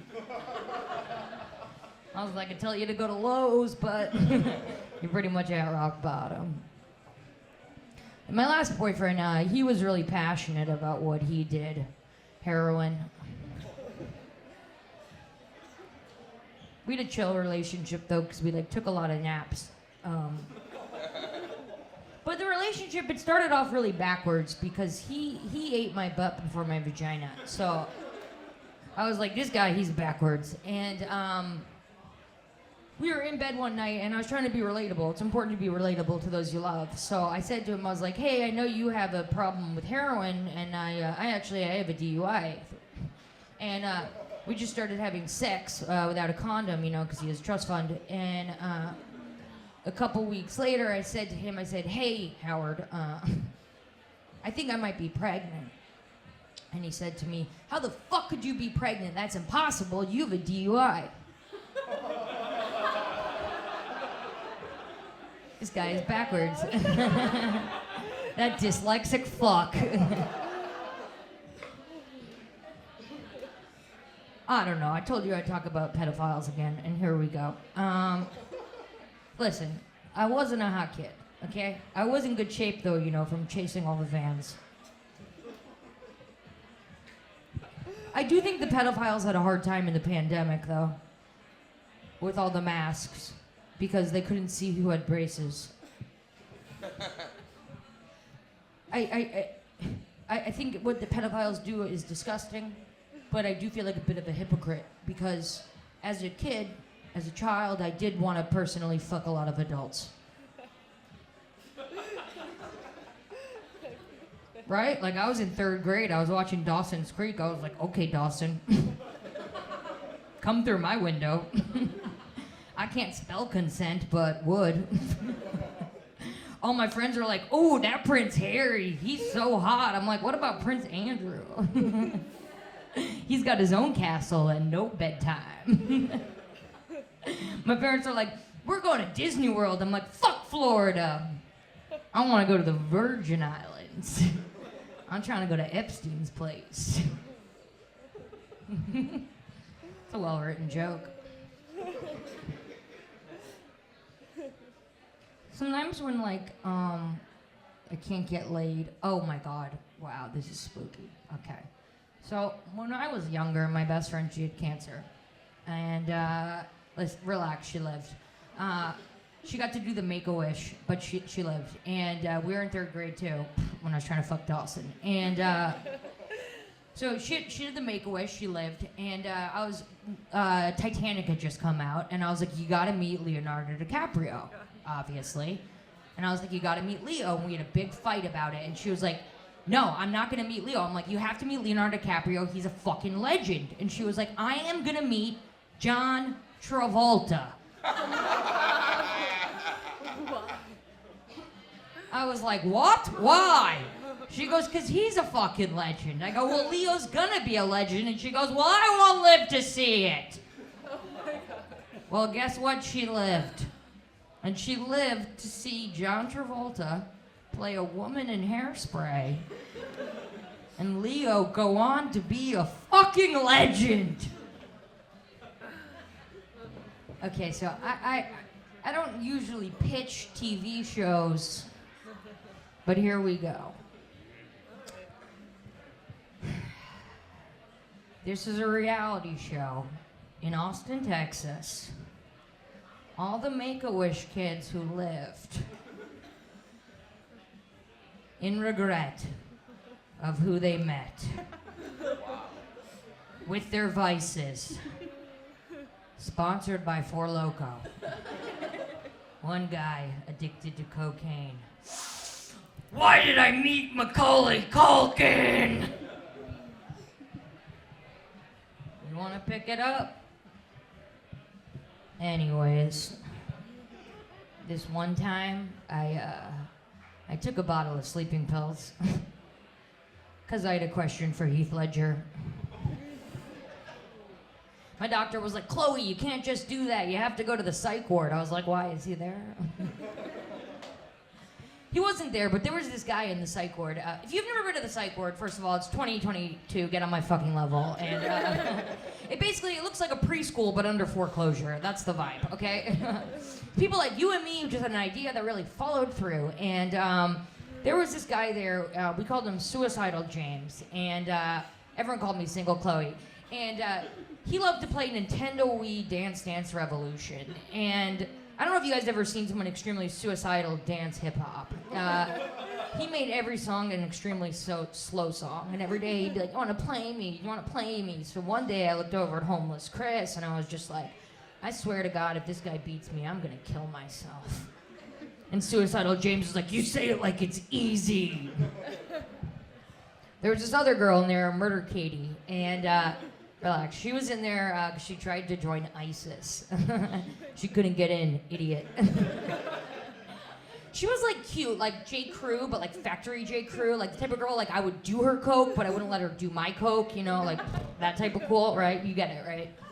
Loser. Like psych ward friend. And she was like, I was a Kappa Gamma, I was prom queen, but I couldn't get into ISIS. I was like, well, were you a legacy, you stupid bitch? But like, we were best friends, like me, Suicidal James, Murder Katie, Squad, and I always felt like I was a cockblock when I hung out with the three of them, you know, with the two of them, right? Because it was like murder or suicide. And one day I walked in on the two of them, and they were just staring each other in the eye, and she was like, I'd love to kill you. And he was like, I'd love to die. And I was like, I swing both ways. I have to go, but I gotta tell you one thing. So they had us play sports in the psych ward. They had us play basketball, but they take away your shoelaces, you know, so not a very good game. They're picking teams, and I'm like, okay, fine, I'll play, but I don't want to be on a team with the suicidal people. They're not very coordinated if they're in here, right?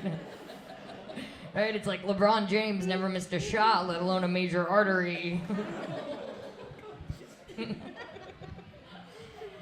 I have to go. I really don't want you guys to be worried about me, so I'll let you know that I don't drink anymore. Now that I don't drink, people are always like, Chloe, what do you miss the most about drinking? And I'm just like, driving. Please make it loud for this guy. He's a fucking killer all over New York City. Please make it loud for Jamie. Whoa.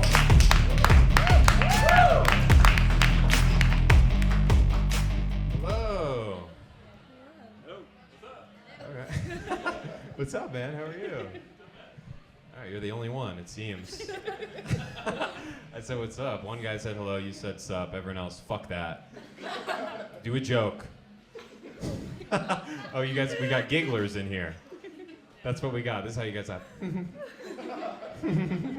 It's gonna be tough to tape this, to get the audio. You'll have to pump in real laughter. There'll have to be someone in a green room like, Ha ha ha ha ha! Ha ha ha! To replace what you guys should have brought. Yeah, see, you should be laughing out loud. This guy, he's laughing like this. Vocalize it. Let's go. It's good to be here. Thank you all for being here. I appreciate it. It's good to see you all here. It's good to be here. I'm Jewish. That's not why it's good to be here, but I am Jewish, and it's weird that I'm Jewish, I will say, because my whole family, they look like very stereotypically Jewish, and I look like their natural predator. So if you were to like see us out to dinner together, I would just look like the worst undercover Nazi of all time, just sitting there, oh, the matzah's good. Sure guys like. Loves the Jew hats, by the way. Everyone's like, what? Did we do a background check on this guy?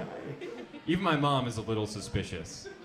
She's like, I know he came out of me, but how'd he get in there? Back door open or something? It's to the point where, like, if the Nazis were to come back, right, like, I'd have to make a decision.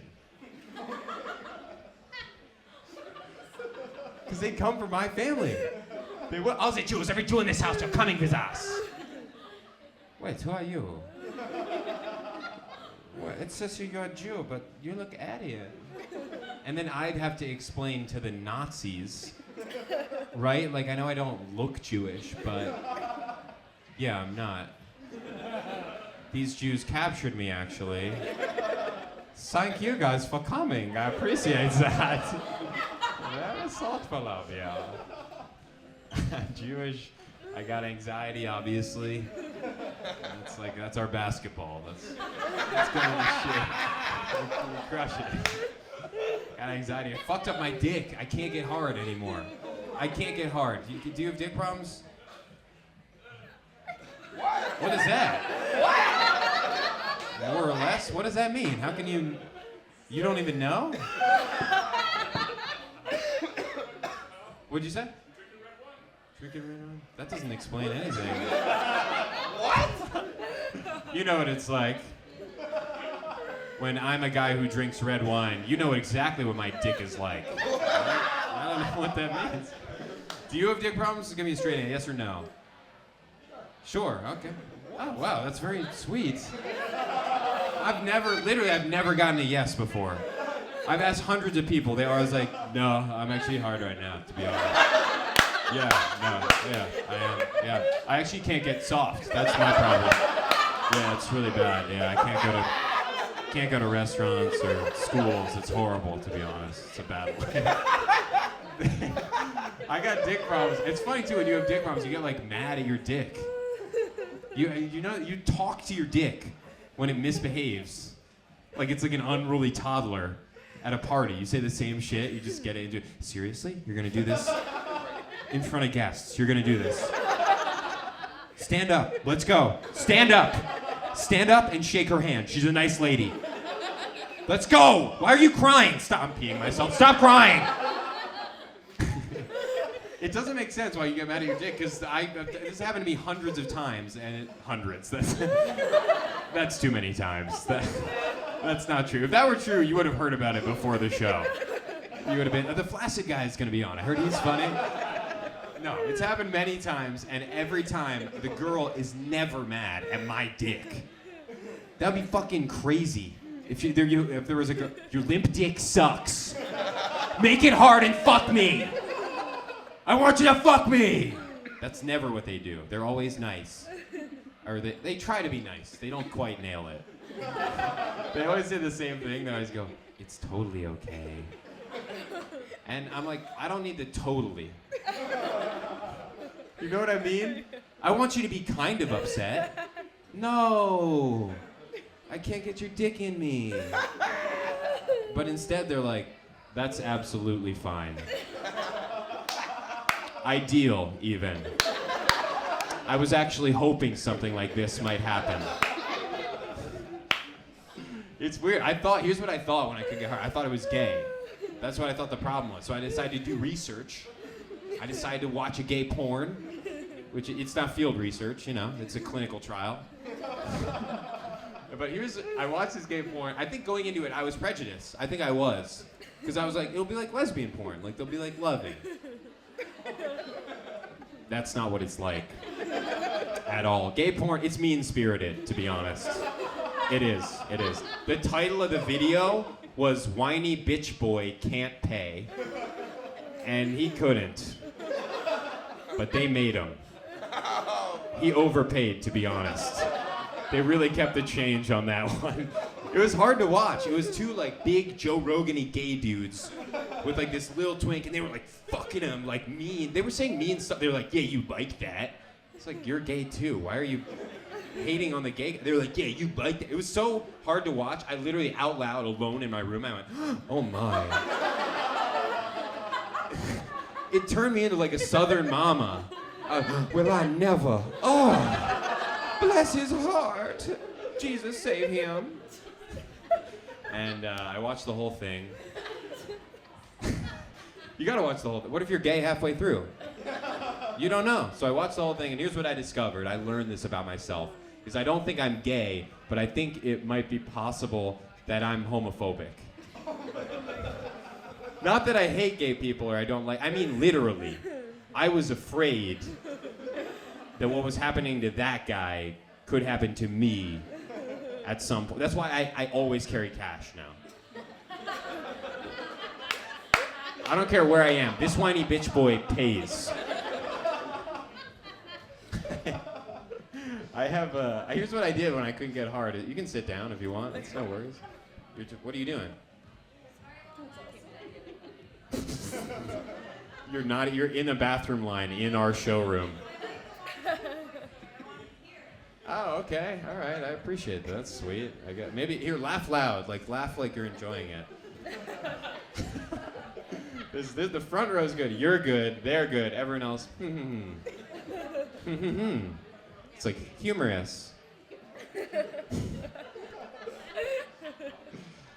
go, man. There we go. You're not supposed to do that. You're supposed to let him do it, but are you directing this? No, I'm just here. Oh, okay, all right. Trying to show. You just look so separate from everyone. It feels.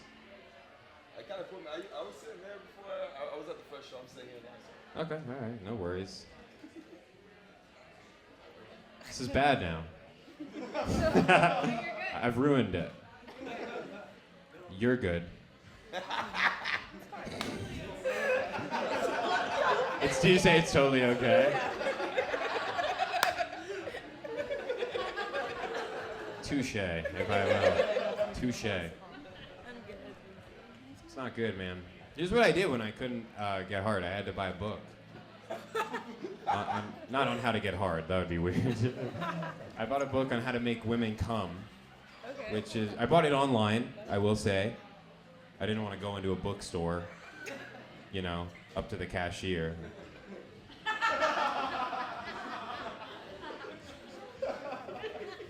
And Harry Potter, if you have it. So I got this book. It had good advice, some bad advice. Bad advice, it said, apparently when you're eating a girl out, it said you're supposed to spell the alphabet on her clit, that doesn't work. And why would it work? There's nothing sexual about the alphabet. I can't imagine if a girl did that to me when she's riding me, spelling the...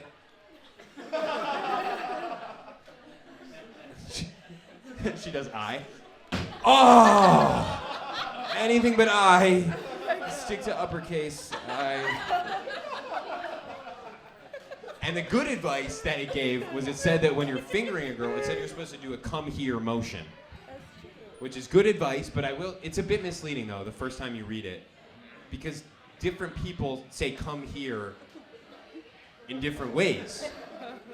For a while after I read it, I was fingering girls like this. Oh my God.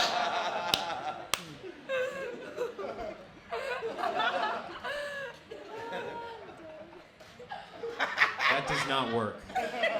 And I learned, apparently they said the correct way to finger a girl, this is what they said, is you're supposed to do this when you're inside of her, but no one says come here like that. I've never met anyone, that would be fucking crazy. Could you imagine if someone said come here to you like that? Yo, dude, get over here.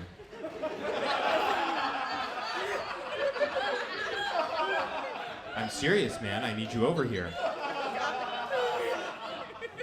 Could you get over here? Could you? I'm not fucking around. I need you over here. You saw that. You go in the opposite direction. I'm not going there.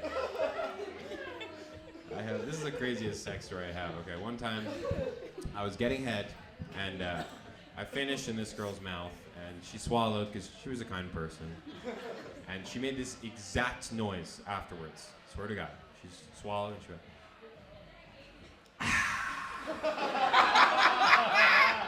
Like it was like a commercial for swallowing cum. Like she was gonna turn to a camera afterwards and be like, now with 0 calories. You guys are seriously so much fun. I really appreciate you all being here. Give it up for Matt. And Scott Nails all the way from Tampa. An absolute fucking killer. Please make it loud, make it loud, make it loud. For Jared Waters! Hey, good to see y'all. Everybody looks good. We all got teeth. Perfect. Let's have a really good time. A lot of couples in here. I like that. Clap it over your happy in love. Let's start there. Happy in love. Okay, some of y'all thinking about it. Appreciate that, right? Happily single. Let's start there. Happily single. There it is. Look around. It might be your night. Look around. It's a big city, right?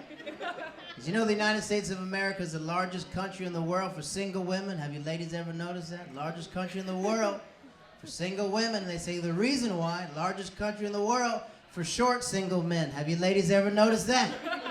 Yeah, any ladies ever been with a short man before? You ever snuggled up with a short man and you felt like you were in the bed with a koala? You ever felt like that? Like your back is warm but ankles cold as F? You ever been like that? You been like, hold me. It's like, I'm 5'1", turn on the heater, right? I am not a woman, just to let you know. I am not a woman. I don't identify as a woman. They say women do not like dating short men because they have a disease called Napoleon complex. Are you ladies aware of this? Look like you had an experience. Thank you for serving. Appreciate you, right? They say short men are very aggressive. I don't agree with the size. They say it starts from 5'7" and below. I'm 5'7". I don't have Napoleon complex. My lady is 5'10", right? And when she goes out dancing, she becomes 6'10". Does that make sense? And I freaking love it when she's wearing these giant high heels and we're holding hands. We look like Bubbles and Michael Jackson walking throughout Times Square. You're pretty, baby, with your high heels on. Oh, good. Like I said, I'm not from New York City. I've been here 5 years. I'm from Tampa, Florida. Anybody from the South in here? Any Southerners? Good. Yeah, there we go. I feel like when you're from the South and you move to New York, you learn a lot of stereotypes about your state, right? I wasn't aware that Florida is the punchline of America. Had no idea that's a thing. Everybody makes fun of Florida people, which is not fair because in Florida, we get the rejects from around the world that move down to Florida. It's like, oh, my granddad can't see. They took away his license. Send him to Florida. He'll be all right. They'll give him a license down there. The reason why Florida is so crazy because we're the only state in America that lives by the standards New York is supposed to live by. When we see something, we say something. Has anyone heard of the Florida Man Challenge? Do you know what that is? If you don't know what it is, madam, you can Google your birthday, type in the month and the day, type in Florida Man, and a crime will pop up on your birthday. That's how beautiful our state is. That makes sense. This month, a man got arrested because he took an alligator and tossed it in Applebee's. That's what he did. And we're just like, hey, welcome to Florida, folks. That's where we're from. I'm from real Tampa, Florida. Before Tom Brady got there, our biggest celebrities in Tampa that we're proud of, Aaron Carter and Carol Baskins. Those are the biggest celebrities in our town. Killed her husband, whacked him. We know what she did. Facts. In New York City, no one says nothing. You know that? Everyone's used to the craziness. In New York, you can find a man butt naked on a regular Tuesday at 11 o'clock in the morning, running through McDonald's, terrorizing every McDonald's. No one's going to do anything in McDonald's. The only time someone's gonna say something when there's time to order their food and like, you know what, I can't take this. Can I get a Big Mac? Ooh, his dick is still out. Can I get some fries? It's okay, it's all right. Big city, it's okay, big city. I'm fine, it's okay. Take a picture, big city. Not in the great state of Florida. We report all of our crimes. We just passed a law in Florida. It is now illegal to dwarf toss. Anybody know what that means? Oh, some of y'all look confused. It's illegal to pick up a little person against their will and toss them around. That's a law. Can't make this up. They had to make a law to stop things from happening. This is happening all over Florida. Universal Studios, Magic Kingdom, Harry Potter World. They're just taking little people, woo, back to Gryffindor. That's what they were doing. People getting arrested on the low floor. What did that guy do? Toss a little person. How far? He's like 20 feet. Where are you from? Tampa, Florida. That's where I'm from. Welcome to the Sunshine State. I got fears, man. One of my biggest fears in life is having a child. I have no kids at all, which is rare for my skin complexion. I have no kids at all. It's okay to laugh at that. I understand. I look like I got kids. I thought I had two, but I backed out of there. You know what I'm saying, right? I think I might be a bad dad. I'm a horrible godfather. I have a godson who lives in Florida. He has a speech impediment, 81% my fault why he has it. His parents are Marines. They left. Jared, could you watch your godson? I said, F yeah, I'll do anything for my godson. The only thing we did the whole summer was watch the rise of the Planet of the Apes every single day. And then I convinced everyone in the house to speak to him in ape sign languages. That's what I did. It was funny at first when he wanted food, he'd go, ooh, ooh, ooh. I was like, feed him, he's hungry. That's what he said. The problem was we went out in public with him, and that was our biggest mistake. And I can describe my godson. He's a short, blonde-haired, blue-eyed white child. That's what he looks like. Not a problem if he lived in New York City. In New York City, nobody cares. If you ever see a black or brown person walk with a little white child, nobody thinks anything is wrong. Everybody's okay. Regular African or Caribbean nanny. Glad these people working again. Normal, right? Normal childhood, right? In the great state of Florida, everyone thought I'd kidnapped this white child, you know? Everyone's like, that kid lost. That's my godson. Let me ask him. Buddy, you lost. He's like, ooh, ooh, ooh, ooh, ooh. I said, let's call the police. Let's do that. Let's definitely call the police. I'm an essential worker when I'm not doing stand-up comedy. When I'm not doing stand-up comedy, I teach kindergarten, so I'm happy to talk to adults right now. Yeah, man. No, don't clap. I had a kid call me a pussy today, and twice, so I think he meant it. He definitely meant what he was saying. The reason why I love teaching kindergarten, because the biggest fear in a 5-year-old's life is going to timeout. That's their biggest fear. And me having that power. Like, I feel like a bearded black Vladimir Putin in my classroom. Does it make sense? Like, I'm not going to invade, but I'll cut off that Wi-Fi. You know what I mean? I'm definitely like that. I never send kids at timeout except once a year, April Fool's Day. Because they're very good at those holidays. This kid got me last year. He goes, let's see where he goes, Mr. Waters. I was like, hi. He goes, are you hungry? I said, yes, I'm hungry. Would you like a brownie? I was like, I would love a brownie. He reaches in his book bag, pulls out his lunchbox, and gives me the picture of the letter E in brown crayon. Right. But I had to support him, so I had to laugh hard like, ha ha, whoa, brown E, whoa. Let's go to timeout. Let's definitely go to timeout. Yeah, Waters didn't like these games. I work with 96 women, 96. I'm the only dude that works there, so I'm very good at listening. I've adapted that skill. It's very hard to work with a lot of women as a man. If you ladies don't know, a lot of men around the world accept lies because we're aware the truth is worse than that lie. Any man's been like that, just blink at me. You feel safe in here to blink? Good to see you, sir. Thank you. Don't look at him. It's his time to blink. Don't you dare do that, right? The lie they tell at my job, they go, Jared, you're the only man. We don't want to embarrass you, but could you please be kind and courteous and try to lift up the toilet seat when you pee? We share a staff bathroom. We're finding a lot of yellow drops on top of the seat, behind the seat, and near the window. Can you please? They said it to my face. And I'm highly offended because I know I'm not the one pissing on the toilet seat at my job. I know it's not me. I'm 110% sure that women pee on toilet seats. Okay, a lot of liars in here. Definitely a lot of liars in here. I have 3 sisters. I don't know any woman in the world that sits on public toilets. Every woman squats 4 feet in the air. You piss like Niagara Falls. That water just bounces everywhere. We know you do it. Look at your girl. Call her out. Toilet seat pisser, toilet seat pisser, toilet seat pisser, toilet seat pisser. I love your laugh. It's very scary but sexy. You know what I mean? You laugh like an evil Disney princess. Ha ha ha ha! Bring me the lamp, Aladdin. I know I'm not the one peeing on the toilet seat at my job. To be honest with you guys, the real reason why I know I'm not the one peeing on the toilet seat at my job, because the honest truth is, I pee in the sink at my job. It's simple. Put my balls in. There's no kickback. But look at your man. He's laughing too hard. He does it at the apartment when you're sleeping, right? Oh, she's a light sleeper. I don't want to wake her up. I don't want to wake her up. I'll let you know, I am a millennial. Any other millennials in here? Millennials. Yes, millennials. We were the first group of people that went to therapy willingly. That was us, you know? We're trying to figure out what our parents did to us. I'm jealous of Generation Z. Way better relationship with their parents. They don't get beat in public anymore. I think that's amazing. Our parents are beating the F out of us. I used to get beat with a switch. Anybody know what a switch is? Some people started twitching right when I said switch. One time my dad beat me at school. My teacher told I was being bad. He beat me with a switch in the bathroom. And my teacher heard me screaming and saw me crying and pretended like nothing happened when I walked in the classroom. She said, hey, how was that conversation with your father? I said, he didn't say nothing when I was in there. He definitely beat me. It's like, he beat you? Do you want to talk to our school counselor? It's like, oh, I'm not a snitch. Get out of here. Snitch on my dad? He's going to beat me again. Why would I do that? Generation Z, man, they have way better movies than us, man. Their movies have clear messages. When you watch a Generation Z movie, you feel inspired. Anybody ever watch this Pixar film? I watched Inside Out, and I was crying for 30 minutes in a Popeye's bathroom trying to figure out where my life went wrong, man. These kids understand depression, and their parents understand depression. My parents did not know what depression was. My dad just thought I was weird when I was depressed. One time I told my dad I was depressed at 16. He goes, do you work? I was like, no. He goes, you sure you're depressed? Like, I'm depressed. He goes, all right, why don't you go to the kitchen and wash those depressed dishes? Maybe that'll help you out. And I was like, yeah, Dawn soap, that's what's holding me back. Yeah, that'll cure my depression. If you're a millennial, the movies that we had growing up, you find the messages when you become an adult, right? I used to watch this movie, Big, with Tom Hanks. You ever watch that movie? Great movie. When I became a man, I realized that whole movie, the hidden message, it's about teaching young boys how to date cougar women. That's what the whole movie's about.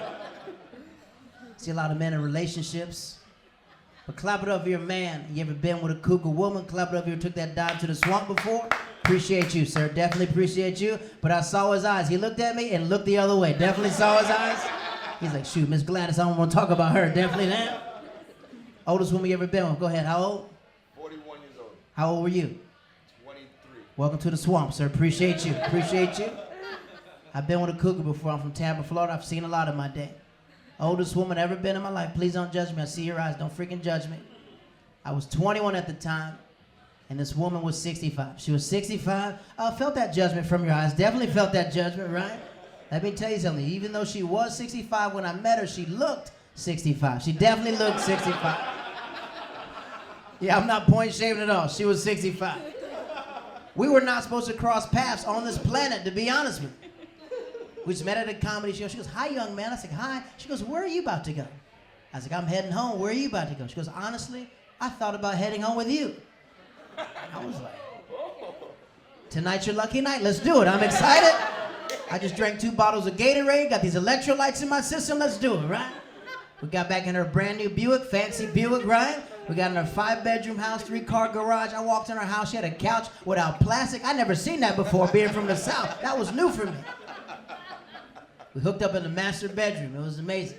The only problem was it was supposed to be one night, but I got hooked after that. I was with her for 10 months after that. 10 months? Yeah, let me tell you something. You ever been with an older woman? He can't tell you publicly, but you ever been with an older woman before? These women can teach you some things, and they can show you some things that younger women do not know how to do yet. This woman taught me at 21 how to file Social Security and stuff like that. Like, I didn't think I needed that skill, but I'm great at it. She taught me how to pick out a crock pot, very important. I know how to cook the piss out of a meatloaf. She taught me that. You ever been with an older woman? They give you treats all the time, just treats. She gave me this special type of candy. I don't know what the candy's called, but I can describe it. It's a candy that's only wrapped with a strawberry wrapper. Anyone had that candy before? Yes. But there's no name for that candy. Have you noticed that? You can't get it at Walmart, Target, Publix. I think the candy's called old people candy. I think that's what it's called. You gotta have veins in your hand to locate that candy. That's like where the wisdom is. It's like a map of the candy on their veiny hands, you know? I'm not gonna lie to you guys. If you're with anybody for 10 months, it's only natural to develop emotions for each other. She wasn't no random woman to me. After 10 months, I started to care for her, and she was my old lady. That's what she was. She was my old lady. The only problem is she tried to take it to the next level, but I was 21. I wasn't ready for that type of commitment. She goes, Jared, I'm aware you're 21. And I know you know I'm 65, but I think it's time for us to meet your mother. When can we set that up? I said, look, you are never meeting my mother. I said, or my grandmother, because you're way older than her too. We can't tell nobody about this. I'm the youngest man in my family. I see you ladies looking at me. It's not about ageism. I was just young at the time. But I understood her logic. Her logic was, you met my family. I have a right to meet yours. And I did meet her family. I wasn't trying to meet them. They kind of ambushed me, and that's how I met them. I met them at a Waffle House. Not that romantic, right? We're just eating at a Waffle House, having a good time, but I noticed 10 people walking. They start beelining towards her. So I tap her. I was like, do you see these people running towards you? She goes, no, I don't see them. I said, you got to put your glasses back on. Do you see these people? And she goes, oh, those are my grandkids. I said, oh, get up. Time to go. Try to leave, right? And as we're leaving, she holds my hand. So they see it like, yo, who is this holding my grandma? Hey, dude, why are you holding my grandma? And she goes, hey, everybody chill. Everybody chill. Well, your grandma's got something to say. This is your grandma's very special friend. And he makes your grandma very happy. If you would like to know, his name is Jared. But can you do grandma a favor and call him Mr. Jared? Now, mind you, I'm 21 at the time. And their grandkids at this Waffle House, they're in their late 30s, early 40s, way older than me.